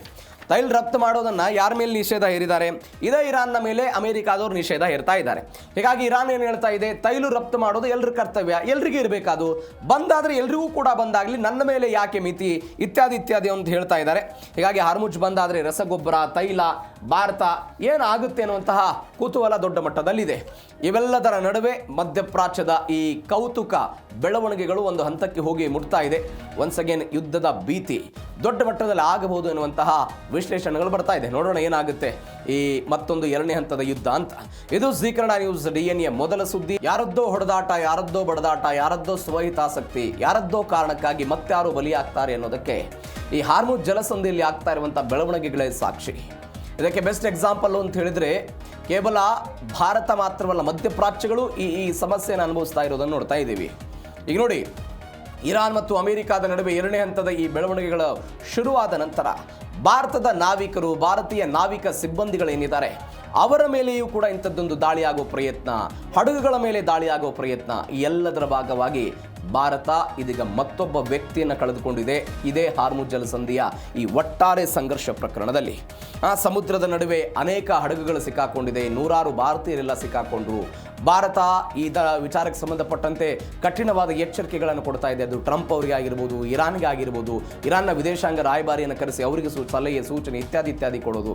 ಇವೆಲ್ಲದರ ನಡುವೆಯೂ ಕೂಡ IRGC ತನ್ನ ನಿಯಮಗಳನ್ನು ಹಡಗುಗಳು ಪಾಲನೆ ಮಾಡ್ತಾ ಇಲ್ಲ ಅನ್ನುವ ಕಾರಣಕ್ಕಾಗಿ ಬೇರೆ ಬೇರೆ ದೇಶದ ಹಡಗುಗಳಲ್ಲಿ ಕಾರ್ಯನಿರ್ವಹಿಸ್ತಾ ಇರುವಂತಹ ಭಾರತೀಯ ಸಿಬ್ಬಂದಿಗಳು ಇದರಲ್ಲಿ ಅಕ್ಷರಶಃ ಬಲಿಯಾಗ್ತಾ ಇದ್ದಾರೆ, ನೋವನ್ನು ಅನುಭವಿಸ್ತಾ ಇದ್ದಾರೆ. ಹಾಗಾದರೆ ಏನೇನಾಯಿತು ಬೆಳವಣಿಗೆ? ಯುದ್ಧ ಶುರುವಾದಾಗಿನಿಂದ ಇಲ್ಲಿಯ ತನಕ ಎಷ್ಟು ಜನ ಭಾರತೀಯರು ಮೃತಪಟ್ಟರು, ನಿನ್ನೆ ಆಗಿರುವಂಥ ಬೆಳವಣಿಗೆ ಏನು, ಎಲ್ಲದರ ಬಗ್ಗೆಯೂ ಕೂಡ ಡೀಟೇಲ್ಸ್ ಆಗಿ ನೋಡ್ತಾ ಹೋಗೋಣ. 2ನೇ ಸುದ್ದಿಯಲ್ಲಿ ಇರಾನ್ ಕ್ಷಿಪಣಿ ದಾಳಿಗೆ ಭಾರತೀಯ ನಾವಿಕ ಬಲಿಯಾಗಿರೋದು, ಒಬ್ಬ ವ್ಯಕ್ತಿ ಬಲಿಯಾಗಿದ್ದಾರೆ. ಒಮನ್ ಜಲಗಡಿಯಲ್ಲಿ UAE ತೈಲ ಹಡಗುಗಳ ಮೇಲೆ ದಾಳಿಯಾಯಿತು. 2 ಹಡಗುಗಳದು MT ಮೊಂಬಾಸಾ ಮತ್ತು ಅಲ್ ಬಹಿಯಾ ಈ ಹಡಗುಗಳ ಮೇಲೆ ಅಟ್ಯಾಕ್ ಮಾಡಿದರು IRGC ಅವರು. ಒಂದು 10ಕ್ಕೂ ಹೆಚ್ಚು ಜನ ಭಾರತೀಯ ನಾವಿಕರಿಗೆಲ್ಲ ಗಂಭೀರವಾದಂಥ ಗಾಯಗಳಾಯಿತು. ಎಚ್ಚರಿಕೆಯನ್ನು ನಿರ್ಲಕ್ಷ್ಯ ಮಾಡಿದ್ದಕ್ಕೆ ನಾವು ದಾಳಿ ಮಾಡಿದ್ದೀವಿ ಅಂತ. ಅಂದರೆ ಅಲ್ಲಿ ಮೈನ್ಸ್ಗಳಿತ್ತು, ಆ ಮಾರ್ಗವನ್ನು ನೀವು ಬಳಕೆ ಮಾಡಿಬಿಡಿ ಅಂತ ನಾವೆಲ್ಲ ರೇಡಿಯೋ ಮುಖಾಂತರ ಸಂದೇಶವನ್ನು ಕೊಟ್ವಿ. ನಮ್ಮ ಸಂದೇಶದ ಹೊರತಾಗಿಯೂ ಕೂಡ ಅದೇ ಮಾರ್ಗವನ್ನು ಬಳಕೆ ಮಾಡೋದಕ್ಕೆ ಇವರೆಲ್ಲ ಹೋದರು. ಹೀಗಾಗಿ ನಾವು ಎಂಜಿನನ್ನು ಗುರಿಯಾಗಿಸಿಕೊಂಡು ದಾಳಿ ಮಾಡಿದ್ದೀವಿ ಅಂತ. ಇದೀಗ ಈ ಘಟನೆಯಲ್ಲಿ 10ಕ್ಕೂ ಹೆಚ್ಚು ಜನರಿಗೆ ಗಂಭೀರವಾದಂತಹ ಗಾಯಗಳಾಗಿದೆ. ಒಂದಗಳಲ್ಲಿ ಒಂದು 30ಕ್ಕೂ ಹೆಚ್ಚು ಜನ ಸಿಬ್ಬಂದಿಗಳಿದ್ದರು, ಒಂದರಲ್ಲಿ 48 ಎಲ್ಲ ಇದ್ದರು.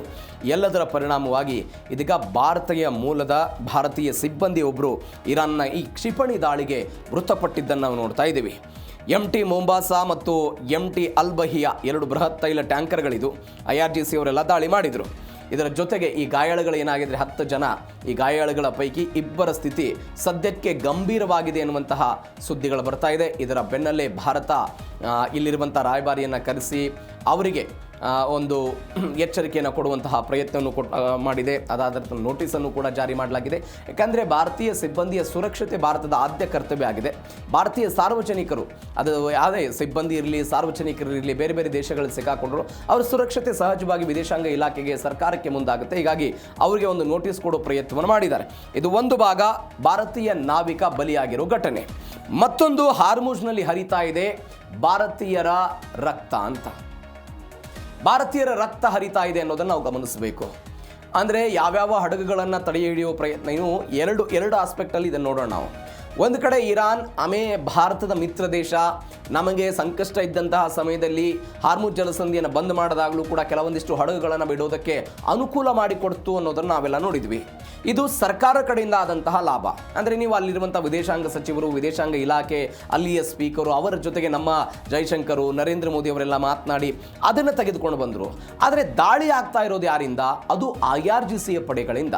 ನಿಮಗೆ ಈ ಇಬ್ಬರ ನಡುವೆ ವ್ಯತ್ಯಾಸ ಇದೆ. ನಾವು ಅನೇಕ ಬಾರಿ ಚರ್ಚೆ ಮಾಡಿದ್ದೀವಿ. ಇಬ್ಬರ ನಡುವೆಯೂ ಕೂಡ ವ್ಯತ್ಯಾಸ ಇದೆ, ಭಿನ್ನಾಭಿಪ್ರಾಯ ಇದೆ. IRGC ಅವರ ಕಠಿಣ ನಿಲುವಿದೆ, ಯಾವ ಹಡಗುಗಳು ಏನೇನಾಗುತ್ತೆ ಅದರ ಮೇಲೆ ನಾವು ದಾಳಿ ಮಾಡ್ತೀವಿ ಅಂತ. ಬಟ್ ಈ ಹಿಂದೆ ಇದ್ದ ವಿದೇಶಾಂಗ ಸಚಿವ ಅರಾಗ್ಜಿ ಅವರು ಹೇಳಿದ್ರು, ಭಾರತ ನಮ್ಮದೊಂದು ಮಿತ್ರ ದೇಶ, ಹೀಗಾಗಿ ನಾವೆಲ್ಲ ತೈಲವನ್ನು ಕೊಡ್ತೀವಿ ಅಂತ ಅಲ್ಲಿಯ ಸ್ಪೀಕರು, ಅಧ್ಯಕ್ಷರೆಲ್ಲ ಮಾತನಾಡಿದ್ದು ನೋಡಿದ್ದೀವಿ. ಆದರೆ ಇವೆಲ್ಲದರ ಹೊರತಾಗಿಯೂ ಕೂಡ ಫೆಬ್ರವರಿ 28ರಿಂದ ಇಲ್ಲಿಯ ತನಕ ಭಾರತೀಯರು ಬಲಿಯಾದವರು 14 ಜನ. 14 ಜನ ಘಟನೆಯಲ್ಲಿ ಮೃತಪಟ್ಟಿದ್ದಾರೆ. ವಿವಿಧ ಹಡಗುಗಳೆಲ್ಲ ಮೇಲೆ ದಾಳಿ ಆಯಿತು. ಸೆಟ್ಬೆಲ್ಲು, ಎಂಕಿಡೆ, ವಿಮ್ ಈ ಎಲ್ಲ ಹಡಗುಗಳ ಮೇಲೆ ದಾಳಿ ಆಯಿತು. ಜೂನ್ ತಿಂಗಳಲ್ಲೇ 4 ಭಾರತೀಯರು ಮೃತಪಟ್ಟಿದ್ದ ನೋಡಿದ್ದೀವಿ. ಅಂದರೆ ಒಂದೇ ವಾರದಲ್ಲಿ 3 ಜನ ಮೃತಪಟ್ಟರು. ಒಂದೇ ವಾರದಲ್ಲಿ, ಜೂನ್ ತಿಂಗಳಲ್ಲಿ ಒಂದೇ ವಾರದಲ್ಲಿ ಬೇರೆ ಬೇರೆ ಹಡಗುಗಳ ಮೇಲೆ ದಾಳಿ ಆದಾಗ ಬೇರೆ ಬೇರೆ ಹಡಗುಗಳ ಮೇಲೆ ದಾಳಿ ಆಯಿತು. ಅದರಲ್ಲಿ 24 ಜನ ಸಿಬ್ಬಂದಿ ಇದ್ದಂತಹ ಒಂದು ಹಡಗಿತ್ತು. ಆ 24 ಜನ ಸಿಬ್ಬಂದಿ ಇದ್ದಂತಹ ಈ ಹಡಗಿನಲ್ಲಿ 3 ಜನ ಏಕಕಾಲಕ್ಕೆ ಮೃತಪಟ್ಟಿದ್ದು ನೋಡಿದ್ದೀವಿ. ಹೀಗಾಗಿ ದೊಡ್ಡ ಮಟ್ಟದ ರಕ್ತ ಭಾರತೀಯರದ್ದು ಈ ಹಾರ್ಮುಜ್ ಜಲಸಂಧಿಯಲ್ಲೆಲ್ಲ ಹರಿತಾ ಇದೆ.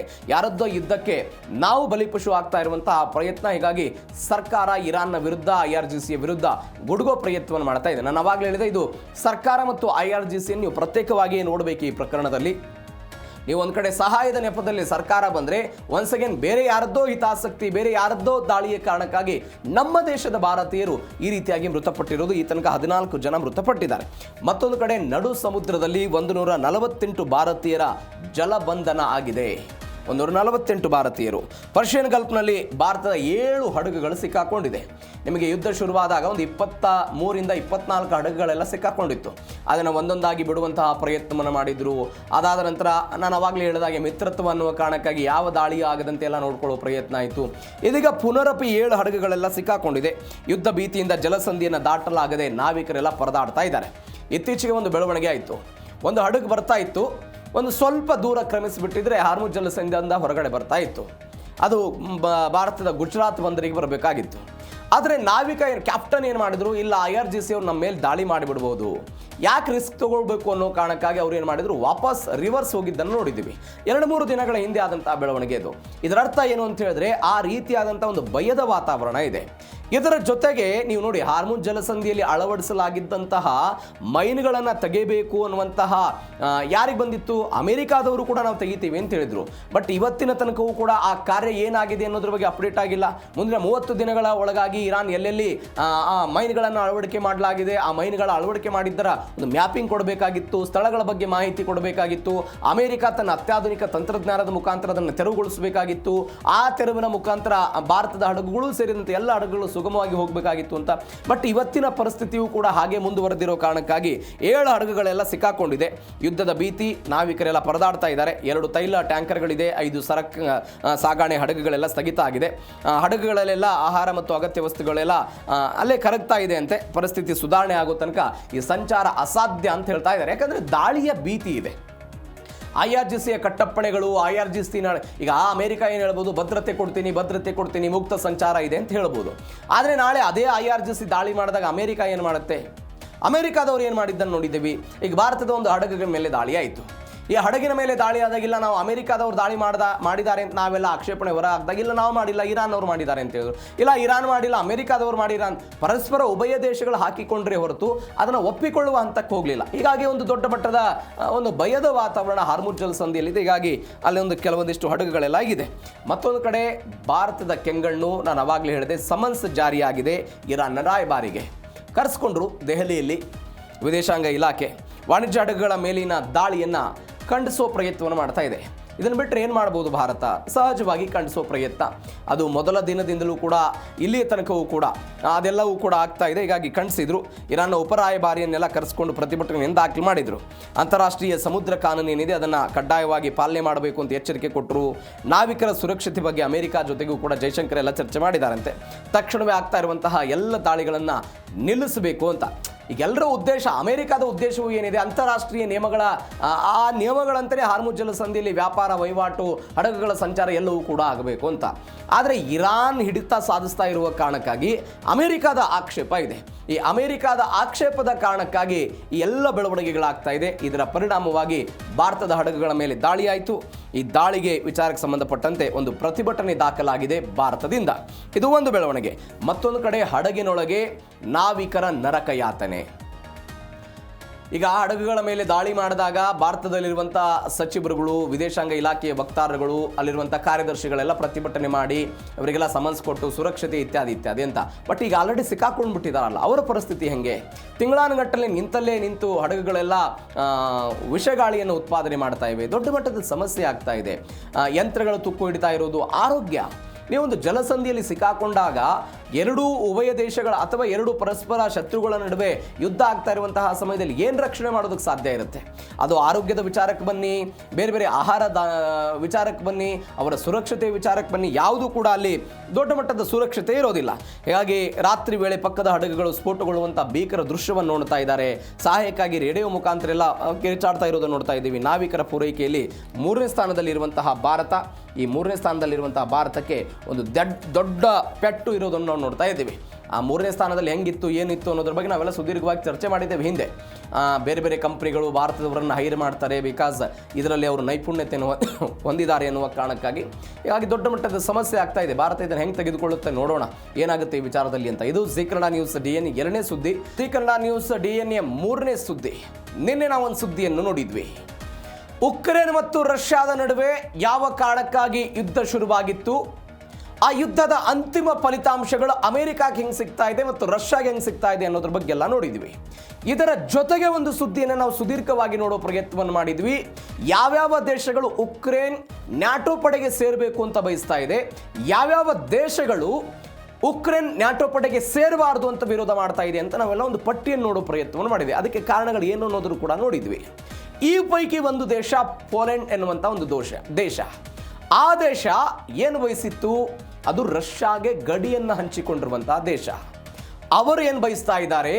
ಉಕ್ರೇನ್ ಎನ್ನುವಂತಹ ದೇಶ ನ್ಯಾಟೋಗೆ ಸೇರಬೇಕು, ನ್ಯಾಟೋಗೆ ಸೇರಿದರೆ ಅವರದ್ದು ಕೂಡ ನಮಗೆ ಶಕ್ತಿಯಾಗಿ ಕನ್ವರ್ಟ್ ಆಗುತ್ತೆ ಅಂತ ಯಾರು ಬಯಸ್ತಾ ಇರೋದು ಅಂತ ಹೇಳಿದರೆ ಪೋಲೆಂಡ್ ಬಯಸ್ತಾ ಇರುವಂತಹ ಒಂದು ಉಪಕ್ರಮ ಅಂತ ಹೇಳ್ಬೋದು.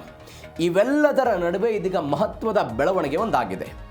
ಏನು ಬೆಳವಣಿಗೆ ಆಗಿದೆ ಅಂತ ಹೇಳಿದರೆ, ಕಳೆದ ವರ್ಷಕ್ಕಿಂತ ಮೊದಲು ಉಕ್ರೇನ್ ಮತ್ತು ರಷ್ಯಾದ ನಡುವೆ ಏನು ಯುದ್ಧ ಆಗ್ತಾ ಇತ್ತು, ಈ ಸಮಯದಲ್ಲಿ ಆ ಯುದ್ಧ ಪರಮಾಣು ದಾಳಿಯ ಹಂತಕ್ಕೆ ಹೋಗಿತ್ತಂತೆ. ಇದೀಗ ಯಾವ ಪರಮಾಣಿನ ವಿಚಾರಕ್ಕೆ ಅಮೆರಿಕ ಮತ್ತು ಇರಾನ್ ನಡುವೆ ಕಾದಾಟ ಆಗ್ತಾ ಇದೆಯೋ, ರಷ್ಯಾ ತನ್ನ ಬಳಿ ಇರುವಂತಹ ಪರಮಾಣನ್ನ ಉಕ್ರೇನ್ನ ಮೇಲೆ ಪ್ರಯೋಗ ಮಾಡೋದಕ್ಕೆ ಮುಂದಾಗಿತ್ತಂತೆ. ಹೀಗೆ ಪ್ರಯೋಗ ಮಾಡೋದಕ್ಕೆ ಮುಂದಾಗಿದ್ದನ್ನು ತಡೆದವರು ಯಾರು ಅನ್ನುವ ಪ್ರಶ್ನೆಗೆ ಉತ್ತರ ನಮ್ಮಲ್ಲಿಗೆ ನೇರವಾಗಿ ಬರುತ್ತೆ. ಅದು ಭಾರತ ಅಂತ ಬಂದಾಗ ಯಾರು? ಮೋದಿ ಅಂತ ಉತ್ತರ ಬರುತ್ತೆ. ಇದನ್ನು ಯಾರು ಹೇಳ್ತಾ ಇರೋದು? ಅದು ಪೋಲೆಂಡ್ನ ಒಬ್ಬ ವ್ಯಕ್ತಿ, ನಾಯಕ ಕೊಟ್ಟಂತ ಹೇಳಿಕೆ. ನರೇಂದ್ರ ಮೋದಿ ಅವರು ಶಾಂತಿ ದೂತರು, ಅವರು ಇಂಥದ್ದೊಂದು ಭೀಕರ ದಾಳಿಯನ್ನು ತಪ್ಪಿಸುವಲ್ಲಿ ಯಶಸ್ವಿಯಾಗಿದ್ದಾರೆ ಅಂತ ಯಾರು ಹೇಳಿದ್ದಾರೆ? ಪೋಲೆಂಡ್ನ ನಾಯಕರು ಹೇಳುವ ಪ್ರಯತ್ನವನ್ನು ಮಾಡಿದ್ದಾರೆ. ಹಾಗಾದರೆ ಏನಿದು ದಾಳಿ? ಯಾವ ಕಾರಣಕ್ಕಾಗಿ ರಷ್ಯಾ ಇಂಥದ್ದೊಂದು ಪರಮಾಣು ಕಾರ್ಯಕ್ರಮ ಅಥವಾ ಪರಮಾಣು ದಾಳಿ ಮಾಡೋದಕ್ಕೆ ಮುಂದಾಗಿತ್ತು? ರಷ್ಯಾದ ಬಳಿ ಇಂಥದ್ದೊಂದು ಅಸ್ತ್ರ ಇದೆಯಾ? ಏನು ಎತ್ತ? ಇದರ ಜೊತೆಗೆ ಪೋಲೆಂಡ್ ಈ ಹಿಂದೆ ನಾವು ರಷ್ಯಾದಿಂದ ತೈಲವನ್ನು ಖರೀದಿ ಮಾಡ್ತಿದ್ವಲ್ಲ, ಆ ಸಮಯದಲ್ಲಿ ಭಾರತದ ವಿರುದ್ಧವೇ ಹೇಳಿಕೆಯನ್ನು ಕೊಟ್ಟಿತ್ತು. ನೇರವಾಗಿ ಭಾರತ ರಷ್ಯಾದ ತೈಲವನ್ನು ಖರೀದಿ ಮಾಡುವ ಮುಖಾಂತರ ಉಕ್ರೇನ್ ವಿರುದ್ಧವಾಗಿ ನಿಲ್ತಾ ಇದೆ ಅಂತ ಇದೇ ಪೋಲೆಂಡ್ ಹೇಳಿಕೆಯನ್ನು ಕೊಟ್ಟಿತ್ತು. ಆದರೆ ಕಳೆದ 1-1.5 ವರ್ಷದಿಂದ ಪೋಲೆಂಡ್ನ ಒಟ್ಟಾರೆ ನಿಲುವು ಹೆಂಗೆ ಬದಲಾವಣೆ ಆಯಿತು? ಎಲ್ಲದ್ರ ಬಗ್ಗೆಯೂ ಕೂಡ ಈ ಸ್ಟೋರಿಯಲ್ಲಿ ನೋಡ್ತಾ ಹೋಗೋಣ. ಅಣ್ವಸ್ತ್ರ ದಾಳಿ ತಪ್ಪಿಸಿದ ಪ್ರಧಾನಿ ಮೋದಿ ತಂತ್ರ ಹೆಂಗೆ? 2022ರ ಪರಮಾಣು ದಾಳಿಯ ಅಪಾಯವನ್ನು ತಡೆಯೋದಕ್ಕೆ ಭಾರತ ಒಂದು ಮಧ್ಯಸ್ಥಿಕೆಯನ್ನು ವಹಿಸಿತ್ತು ಅಂತ ನಾವು ನಿನ್ನೆ ಸುದೀರ್ಘವಾಗಿ ನೋಡಿದ್ವಿ. 5 ವರ್ಷ ಆಗಿದೆ ಉಕ್ರೇನ್ ಮತ್ತು ರಷ್ಯಾದ ನಡುವೆ ಯುದ್ಧ ಶುರುವಾಗಿ. ಯಾವ್ಯಾವ ಕಾರಣಕ್ಕಾಗಿ? ಒಂದು ಪ್ರದೇಶವನ್ನು ವಶಪಡಿಸಿಕೊಂಡಿದ್ದಕ್ಕಾಗಿ ಇವರೆಲ್ಲ ಪ್ರತಿದಾಳಿಯನ್ನೆಲ್ಲ ಮಾಡ್ತಿದ್ದಾರೆ ಅಂತ. ಪುಟಿನ್ ಮನವೊಲಿಸುವಲ್ಲಿ ಪ್ರಧಾನಿ ಮೋದಿ ಅವರು ಯಶಸ್ವಿಯಾಗಿದ್ದಾರೆ ಅಂತ ಪೋಲೆಂಡ್ನ ಉಪ ವಿದೇಶಾಂಗ ಸಚಿವ ಲಾಡ್ಲಿಸ್ಲಾ ಟಿಯೋಫಿಲ್ ಹೇಳಿಕೆಯನ್ನು ಕೊಟ್ಟಿರೋದು. ಉಪ ವಿದೇಶಾಂಗ ಸಚಿವರು. ಹೆಂಗಾಯ್ತಿದೆ ಬೆಳವಣಿಗೆ? 2022ರಲ್ಲಿ ಒಂದು ಬೆಳವಣಿಗೆ ಆಗುತ್ತೆ. ಏನು ಬೆಳವಣಿಗೆ?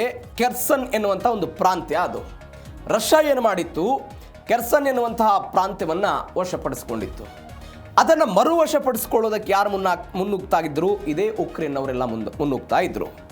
ಆಗ ರಷ್ಯಾಗೆ ಆತಂಕದ ವಾತಾವರಣ ನಿರ್ಮಾಣ ಆಯಿತು. ಯಾಕೆ ಆತಂಕದ? ಒಂದು ಪುಟ್ಟ ರಾಷ್ಟ್ರ ಉಕ್ರೇನ್, ಅದರ ವಿರುದ್ಧ ಬಲಿಷ್ಠವಾಗಿರುವಂಥ ರಷ್ಯಾ, ಆತಂಕ ಎದುರಾಯಿತು. ಯಾವ ಕಾರಣಕ್ಕಾಗಿ ಆತಂಕ ಎದುರಾಗಿತ್ತು ಅಂತ ಹೇಳಿದ್ರೆ, ನಿಮಗೆ ಒನ್ಸ್ ಅಗೇನ್ ರಷ್ಯಾ ಉಕ್ರೇನ್ ಯುದ್ಧಕ್ಕೆ ಬನ್ನಿ, ಮೊದಲು ಹಿಡಿತವನ್ನು ಸಾಧಿಸುವ ಪ್ರಯತ್ನವನ್ನು ಉಕ್ರೇನ್ ಅವರು ಮಾಡಿದರು. ನಾವು ಇವತ್ತು ಹೆಂಗೆ ಅನ್ಕೊಂಡಿದ್ದೀವಿ, ಇರಾನ್ನವರು ಸೋತು ಬಿಡ್ತಾರೆ ಅಮೆರಿಕಾದ ಎದುರುಗಡೆ ಅಂದ್ಕೊಂಡಾಗ ಜಗತ್ತವತ್ತು ಉಕ್ರೇನ್ನೂ ಕೂಡ ಹಾಗೆ ಭಾವಿಸ್ತು. ಆದರೆ ಪ್ರತಿರೋಧವನ್ನು ತೋರಿಸೋ ಪ್ರಯತ್ನವನ್ನು ಯಾರು ಮಾಡಿದ್ರು? ಇದೇ ಉಕ್ರೇನ್ ಅವರು ಮಾಡಿದ್ರು. ಸಾವಿರಾರು ರಷ್ಯಾ ಸೈನಿಕರು ಉಕ್ರೇನ್ ಪಡೆಯಿಂದ ಸುತ್ತುವರಿಯಲ್ಪಟ್ಟರು. ಅದಾದ ನಂತರ ಸೋಲುವಂಥ ಭೀತಿ ರಷ್ಯಾದವರಿಗೆಲ್ಲ ಆಯಿತು. ಅದಾದ ನಂತರ ರಷ್ಯಾಗೊಂದು ಆಪ್ಷನ್ ಇದೆ. ಏನಂತ? ತನ್ನ ಬಳಿ ಇರುವಂತಹ ರಕ್ಷಣಾ ನಿಯಮಗಳ ಪ್ರಕಾರ ರಷ್ಯಾದ ಸಾರ್ವಭೌಮತ್ವ ಮತ್ತು ಅದರ ಭೂಪ್ರದೇಶಕ್ಕೆ ತೀವ್ರತರನಾದಂತಹ ಅಪಾಯ ಎದುರಾಗುವಂತಹ ಪರಿಸ್ಥಿತಿ ಏನಾದರೂ ಬಂದರೆ ರಷ್ಯಾ ತನ್ನ ರಕ್ಷಣೆಗಾಗಿ ತನ್ನ ಬಳಿ ಇರುವಂತಹ ಪರಮಾಣನ್ನ ಮತ್ತೊಂದು ರಾಷ್ಟ್ರಗಳ ಮೇಲೆ ಬಳಸಬಹುದು ಎನ್ನುವಂಥ ಒಂದು ನಿಯಮ ರಷ್ಯಾದ ಬಳಿ ಇದೆ. ಆಗ ಪುಟಿನ್ ಅವರು ಏನು ಆಲೋಚನೆ ಮಾಡಿದ್ರು ಅಂತ ಹೇಳಿದರೆ, ಯುದ್ಧದ ಈ ಅಂತ್ಯವನ್ನು ತೆಗೆದುಕೊಂಡು ಹೋಗಬೇಕು ಅನ್ನುವ ಕಾರಣಕ್ಕಾಗಿ ಈ ತಾಂತ್ರಿಕ ಪರಮಾಣು ಶಸ್ತ್ರಾಸ್ತ್ರಗಳನ್ನು ಬಳಕೆ ಮಾಡಿಕೊಳ್ಳೋದು ಒಂದು ಅತ್ಯುತ್ತಮವಾದಂಥ ಮತ್ತು ಕೊನೆಯ ಆಪ್ಷನ್ ರಷ್ಯಾದವರಿಗೆ ಆಗಿತ್ತಂತೆ. ಅದನ್ನು ಅವರು ಬಳಕೆ ಮಾಡೋದಕ್ಕೆ ಮುಂದಾದರು. ಇದಕ್ಕೆ ಒಂದು ಡಲ್ಟಿ ಬಾಂಬ್ ಕಥೆಯನ್ನು ಕಟ್ಟಿದ್ರು ಅಂತ ಒಂದು ಸುದ್ದಿ ಬಂತು. ಇದು ಅಮೆರಿಕಾದವರು ಹೇಳ್ತಾರೆ ಡಲ್ಟಿ ಬಾಂಬ್ ಕತೆ. ಏನಿದು ಡಲ್ಟಿ ಬಾಂಬ್ ಕತೆ ಅಂತ ಹೇಳಿದ್ರೆ, ರಷ್ಯಾದವರು ಆ ಸಮಯದಲ್ಲಿ ಹೇಳಿದ್ರಂತೆ, ಈಗ ರಷ್ಯಾ ತಾನೇನೋ ದಾಳಿ ಮಾಡಿದ್ರು ಕೂಡ ಅದರಿಂದ ಪಾರಾಗೋದಕ್ಕೆ ಒಂದು ದಾರಿ ಬೇಕಾಗಿತ್ತಲ್ಲ, ಅವರು ಅದಕ್ಕೊಂದು ಕತೆ ಹೇಳಿದ್ರಂತೆ. ಉಕ್ರೇನ್ ತನ್ನ ನೆಲದಲ್ಲಿ ವಿಕಿರಣ ಸೂಸುವಂತಹ ಒಂದು ಡಲ್ಟಿ ಬಾಂಬನ್ನು ಪ್ರಯೋಗ ಮಾಡಿ ಅದರಿಂದ ಹೊರಬಲ್ಲಬನ್ನುವಂತಹ ಒಂದು ವಿಕಿರಣಗಳನ್ನು ತೆಗೆದುಕೊಂಡು ಬಂದು ನೋಡಿ, ರಷ್ಯಾದವರು ನಮ್ಮ ಮೇಲೆ ಪರಮಾಣು ದಾಳಿ ಮಾಡಿದ್ದಾರೆ ಅಂತ ಜಗತ್ತಿಗೆ ತೋರಿಸೋ ಪ್ರಯತ್ನವನ್ನು ಮಾಡ್ತಾರೆ, ನಮ್ಮ ವಿರುದ್ಧ ಕುಮ್ಮಕ್ಕು ಮಾಡ್ತಾ ಇದ್ದಾರೆ ಅಂತ ಒಂದು ಡಲ್ಟಿ ಬಾಂಬ್ ಕಥೆಯನ್ನು ಹೆಣೆಯುವ ಪ್ರಯತ್ನವನ್ನು ಮಾಡಿದ್ರು ರಷ್ಯಾ ಅಂತ ಯಾರು ಹೇಳಿದ್ರು? ಅಮೆರಿಕಾದವರು ಹೇಳಿದರು. ಇದು ಒಂದು ಭಾಗ. ಹಾಗಾದರೆ ಇದೊಂದು ಪ್ಲಾನ್ ಆಗಿತ್ತು, ಇದನ್ನು ದಾಳಿ ಮಾಡಬೇಕು ಅಂತ ಪುಟಿನ್ ಅವರೆಲ್ಲ ನಿರ್ಧಾರ ಮಾಡಿದ್ರು. ಆಗ ಇದಕ್ಕೆ ಮಧ್ಯಪ್ರವೇಶ ಮಾಡಿದವರು ಯಾರು? ಅದೇ ನರೇಂದ್ರ ಮೋದಿಯವರು. ನರೇಂದ್ರ ಮೋದಿಯವರು 2022 ಸೆಪ್ಟೆಂಬರ್ನಲ್ಲಿ ಒಂದು ಶೃಂಗಸಭೆ ಆಗುತ್ತೆ. ಆ ಶೃಂಗಸಭೆಯಲ್ಲಿ ಪುಟಿನ್ ಅವರಿಗೆ ನೇರವಾದಂಥ ಒಂದು ಎಚ್ಚರಿಕೆ ಕೊಟ್ಟಿದ್ರು, ಇದು ಯುದ್ಧದ ಯುಗವಲ್ಲ, ಏನೇ ಭಿನ್ನಾಭಿಪ್ರಾಯಗಳಿದ್ರೂ ಕೂಡ ಅದನ್ನು ನೀವು ಮಾತುಕತೆಯ ಮುಖಾಂತರ ಬಗೆಹರಿಸಿಕೊಳ್ಬೇಕು ಅಂತ ಯಾರು ಸಲಹೆ ಕೊಡೋ ಪ್ರಯತ್ನವನ್ನು ಮಾಡಿದ್ರು? ನರೇಂದ್ರ ಮೋದಿಯವರು ರಷ್ಯಾದ ಅಧ್ಯಕ್ಷ ಪುಟಿನ್ ಅವರಿಗೆ ಸಲಹೆ ಕೊಡೋ ಪ್ರಯತ್ನವನ್ನು ಮಾಡಿದರು. ಎಲ್ಲದರ ನಂತರ ಇದೀಗ ಪೋಲೆಂಡ್ನ ಉಪ ವಿದೇಶಾಂಗ ಸಚಿವ ಟಿಒಪಿಲಿ ಹೇಳಿಕೆ ಕೊಟ್ಟಿದ್ದಾರೆ. ಮೋದಿಯವರು ಪುಟಿನ್ ಜೊತೆಗೆ ಮಾತನಾಡಿದ್ರು, ಪರಮಾಣು ಅಸ್ತ್ರ ಬಳಕೆ ಮಾಡದಂತೆ ಮನವರಿಕೆ ಮಾಡಿದ್ರು. ಈ ಕಾರಣಕ್ಕಾಗಿ ಇದೆಲ್ಲವೂ ಕೂಡ ಆಯಿತು. ಪುಟಿನ್ ಕೇವಲ ಯಾರ ಮಾತನ್ನು ಕೇಳ್ತಾರೆ? ಅದು ನರೇಂದ್ರ ಮೋದಿ ಅವರ ಮಾತನ್ನು ಮಾತ್ರ ಕೇಳ್ತಾರೆ. ಈ ಕಾರಣಕ್ಕಾಗಿ ಉಕ್ರೇನ್ ಮೇಲೆ ಆಗಬಹುದಾಗಿದ್ದಂತಹ ಪರಮಾಣು ದಾಳಿಯನ್ನು ಅವತ್ತು ತಡೆ ಹಿಡಿಯುವ ಶಕ್ತಿ ಸಾಮರ್ಥ್ಯ ಮೋದಿ ಅವರಿಗಿತ್ತು ಅಂತ. ಹಾಗಾದ್ರೆ ಏನು? ಪುಟಿನ್ ಅವರ ಮಾತನ್ನ, ಅಂದ್ರೆ ಪುಟಿನ್ ಆಲಿಸುವಂತಹ ಏಕೈಕ ನಾಯಕನ ಮಾತು ಯಾವುದು ಅಂತ ಹೇಳಿದ್ರೆ ಅದು ನರೇಂದ್ರ ಮೋದಿ ಅವರದ್ದು. ನೀವು ನರೇಂದ್ರ ಮೋದಿ ಅಂತಲ್ಲ, ಈ ಹಿಂದೆ ಭಾರತದ ಜೊತೆಗೂ ಕೂಡ ರಷ್ಯಾದ ಸಂಬಂಧ ಅಷ್ಟೇ ಗಟ್ಟಿಯಾಗಿದೆ. ಭಾರತದ ಜೊತೆಗೂ ಕೂಡ ಅಷ್ಟೇ ಗಟ್ಟಿಯಾದಂತಹ ಸಂಬಂಧ ಇದೆ. ನೋಡಿ, ರಷ್ಯಾ ಆಗೋದಕ್ಕಿಂತ ಮೊದಲು 1990ರಲ್ಲಿ ಸೋವಿಯತ್ ಒಕ್ಕೂಟ ಪತನ ಆಗೋದಕ್ಕಿಂತ ಮೊದಲು ಸೋವಿಯತ್ ಒಕ್ಕೂಟ ಇತ್ತಲ್ಲ, ಅವತ್ತಿನಿಂದಲೂ ಕೂಡ ಅವರದ್ದು ಮತ್ತು ನಮ್ಮದು ಒಂದು ಗಟ್ಟಿಯಾದಂತಹ ಸಂಬಂಧ ಇರೋದನ್ನು ನೋಡ್ತಾ ಇದ್ದೀವಿ. ನಮಗೇನು ಸ್ವಾತಂತ್ರ್ಯ ಸಿಕ್ಕಿರಲಿಲ್ಲ. 1947 ಆಗಸ್ಟ್ 15ಕ್ಕೆ ನಮಗೆ ಸ್ವಾತಂತ್ರ್ಯ ಸಿಕ್ತು. ಅದಕ್ಕಿಂತ 2-3 ತಿಂಗಳು ಮೊದಲು, ಅಂದರೆ 1947 ಏಪ್ರಿಲ್ ತಿಂಗಳಲ್ಲಿ ಭಾರತ ಮತ್ತು ರಷ್ಯಾದ ನಡುವೆ ರಾಜತಾಂತ್ರಿಕ ಸಂಬಂಧಗಳು ಶುರುವಾಗುತ್ತೆ. ಹೆಂಗೆ ಐತಿಹಾಸಿಕವಾಗಿ ನಡೆಯುತ್ತೆ ಅಂತ ನೋಡಿ ನೀವು. ಅದಾದ ಬೆಳವಣಿಗೆ ಆಯಿತು. ಅದಾದ ನಂತರ 1961ರಲ್ಲಿ ನಾವು ಗೋವಾವನ್ನು ಪೋರ್ಚುಗೀಸರಿಂದ ವಶಪಡಿಸ್ಕೊಳ್ಬೇಕಾಗಿರುತ್ತೆ.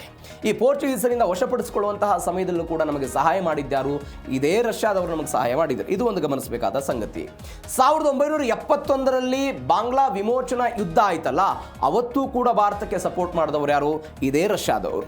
ಎಲ್ಲಕ್ಕಿಂತ ಹೆಚ್ಚಾಗಿ ಭಾರತ ಮೊಟ್ಟ ಮೊದಲ ಉಪಗ್ರಹ ನಾವು ಆರ್ಯಭಟ್ಟವನ್ನು 1975ರಲ್ಲಿ ಕಳಿಸಿದ್ವಲ್ಲ, ಅದಕ್ಕೆ ರಷ್ಯಾ ತನ್ನ ಉಡಾವಣಾ ವಾಹನವನ್ನು ಕೊಟ್ಟಿತ್ತು. ಆ ಉಡಾವಣಾ ವಾಹನದ ಮುಖಾಂತರವೇ ನಮ್ಮ ಆರ್ಯಭಟ್ಟವನ್ನು ನಾವು ಕ್ಷಿಪಣಿಗೆ ಕಳಿಸುವ ಪ್ರಯತ್ನವನ್ನು ಮಾಡಿದ್ವಿ. ಇದು ಒಂದು ಗಮನಿಸಬೇಕಾದಂತಹ ಸಂಗತಿ. ಅಂದರೆ ಅಲ್ಲಿಂದ ಶುರುವಾದಂತಹ ಬಾಂಧವ್ಯ ನರೇಂದ್ರ ಮೋದಿಯವರ ತನಕವೂ ಕೂಡ ಬಂದಿದೆ. ನಿಮಗೆ 1971ರಲ್ಲಿ ಇಂದಿರಾ ಗಾಂಧಿಯವರು ಅವತ್ತಿನ ರಷ್ಯಾದ ಅಧ್ಯಕ್ಷರ ಜೊತೆಗೆ ಒಂದು ಒಪ್ಪಂದವನ್ನು ಮಾಡಿಕೊಳ್ತಾರೆ. ಆ ಒಪ್ಪಂದಕ್ಕೆ 20 ವರ್ಷಗಳ ಒಪ್ಪಂದ ಅದು ಇಂದಿರಾ ಗಾಂಧಿಯವರು ಮಾಡಿಕೊಳ್ತಾರೆ. ಅದಾದ ನಂತರ 1990ರಲ್ಲಿ ಸೋವಿಯತ್ ಒಕ್ಕೂಟ ಪತನ ಆಯಿತು. ಸೋವಿಯತ್ ಒಕ್ಕೂಟ ಪತನ ಆದ ನಂತರ ಅಮೆರಿಕ ಮತ್ತು ರಷ್ಯಾ ಮತ್ತು ಭಾರತ ನಡುವೆ ಸ್ವಲ್ಪ ಆರ್ಥಿಕ ತಿಕ್ಕಾಟಗಳೆಲ್ಲ ಶುರುವಾಗುತ್ತೆ. ಯಾಕಂದರೆ ಅವರ ಕರೆನ್ಸಿ ಮತ್ತು ನಮ್ಮ ಕರೆನ್ಸಿಯ ನಡುವೆ ವ್ಯಾಪಾರ ವಹಿವಾಟುಗಳೆಲ್ಲ ಆಗ್ತಾ ಇರುವಂತಹ ಸಮಯದಲ್ಲಿ ಏಕಾಏಕಿಯಾಗಿ ಪತನ, ರಷ್ಯಾ ಅನ್ನುವಂಥದ್ದು ಉಗಮ. ಅದಾದ ನಂತರ ಸ್ವಲ್ಪ ಆಮದು ರಫ್ತು ಇದೆಲ್ಲದಕ್ಕೂ ಹೊಡೆತ ಬಿತ್ತು. ಇದಾದ ನಂತರ ಭಾರತ ಏನು ಮಾಡುತ್ತೆ ಅಂತ ಹೇಳಿದರೆ 1993ರಲ್ಲಿ ಬೋರಿಸ್ ಎಲ್ಸಿನ್ ಎನ್ನುವಂತಹ ಒಬ್ಬ ರಷ್ಯಾದ ಅಧ್ಯಕ್ಷರು ಭಾರತಕ್ಕೆ ಭೇಟಿ ಕೊಡ್ತಾರೆ. ಈ ಬೋರಿಸ್ ಎನ್ನುವಂಥ ವ್ಯಕ್ತಿ ಒನ್ಸ್ ಅಗೇನ್ ಭಾರತದ ಜೊತೆಗೆ ಸುದೀರ್ಘವಾದಂಥ ಒಪ್ಪಂದವನ್ನು ಮಾಡಿಕೊಳ್ತಾರೆ. ಸುದೀರ್ಘವಾದಂಥ ಒಪ್ಪಂದ 1996ರಲ್ಲಿ ಆಯಿತು. ಅದಾದ ನಂತರ ನಾವು 98ರಲ್ಲಿ ಪೋಖ್ರಾನ್ ನಾವು ಉಡಾವಣೆ ಮಾಡಿದಾಗ ಅವತ್ತು ರಷ್ಯಾ ನಮಗೆ ಸಹಾಯ ಬಂದಿತ್ತು. 99ರ ಕಾರ್ಗಿಲ್ ಯುದ್ಧದಲ್ಲಿ ನಮಗೆ ಸಹಾಯಕ್ಕೆ ಬಂದಿತ್ತು. ಅದಾದ ನಂತರ ಇಲ್ಲಿ ಒಂದು ಟ್ವಿಸ್ಟ್ ಸಿಗುತ್ತೆ. 2000ನೇ ಇಸ್ವಿಯಲ್ಲಿ ರಷ್ಯಾದ ಅಧ್ಯಕ್ಷರಾಗಿ ಯಾರು ಬರ್ತಾರೆ ಅಂತ ಹೇಳಿದ್ರೆ ಪುಟಿನ್ ಅವರು ಬರ್ತಾರೆ. ಅಲ್ಲಿಂದ 2000ರಿಂದ 26 ವರ್ಷಗಳ ಕಾಲ ಇಲ್ಲಿಯ ತನಕ. 2000ನೇ ಇಸ್ವಿಯಲ್ಲಿ ಅವರು ಅಧಿಕಾರಕ್ಕೆ ಬಂದ ನಂತರ ಅವತ್ತು ಭಾರತದಲ್ಲಿ ಪ್ರಧಾನಮಂತ್ರಿ ಆಗಿದ್ದವರು ಯಾರು? ಅಟಲ್ ಬಿಹಾರಿ ವಾಜಪೇಯಿ. ಅಟಲ್ ಬಿಹಾರಿ ಅವರ ಜೊತೆಗೂ ಕೂಡ ಒಪ್ಪಂದವನ್ನು ಕಂಟಿನ್ಯೂ ಮಾಡಿಕೊಂಡು ಬಂದು ಇವತ್ತು ಆ ಸಂಬಂಧ ನರೇಂದ್ರ ಮೋದಿ ಅವರ ತನಕ ಬಂದಿದೆ. ಆ ಮುಖಾಂತರ ಒಂದು ಗಟ್ಟಿಯಾದಂತಹ ಸಂಬಂಧವನ್ನು ಉಳಿಸ್ಕೊಳ್ಳೋ ಪ್ರಯತ್ನವನ್ನು ಮಾಡಿದ್ದಾರೆ. ಇವೆಲ್ಲದರ ಜೊತೆಗೆ ನರೇಂದ್ರ ಮೋದಿ ಅವರಿಗೆ ಒಂದು ಅತ್ಯುತ್ತಮವಾದಂತಹ ಪ್ರಶಸ್ತಿಯನ್ನು ಕೂಡ ಅವರು ಕೊಡೋ ಪ್ರಯತ್ನವನ್ನು ಮಾಡಿದ್ದಾರೆ. ರಷ್ಯಾದ ಅತ್ಯುನ್ನತ ಪ್ರಶಸ್ತಿಯನ್ನು ಕೊಟ್ಟು ಅವರನ್ನು ಗೌರವಿಸುವ ಪ್ರಯತ್ನ ಎಲ್ಲವೂ ಕೂಡ ಆಗಿದೆ. ಹೀಗಾಗಿ ಮೋದಿಯವರ ಮಾತನ್ನು ಪುಟಿನ್ ಅವರು ಕೇಳ್ತಾರೆ. ಅಮೆರಿಕಾದ ಮಾತು ಕೇಳಲ್ಲ, ಪಾಶ್ಚಿಮಾತ್ಯ ದೇಶಗಳ ಮಾತನ್ನು ಕೇಳಲ್ಲ.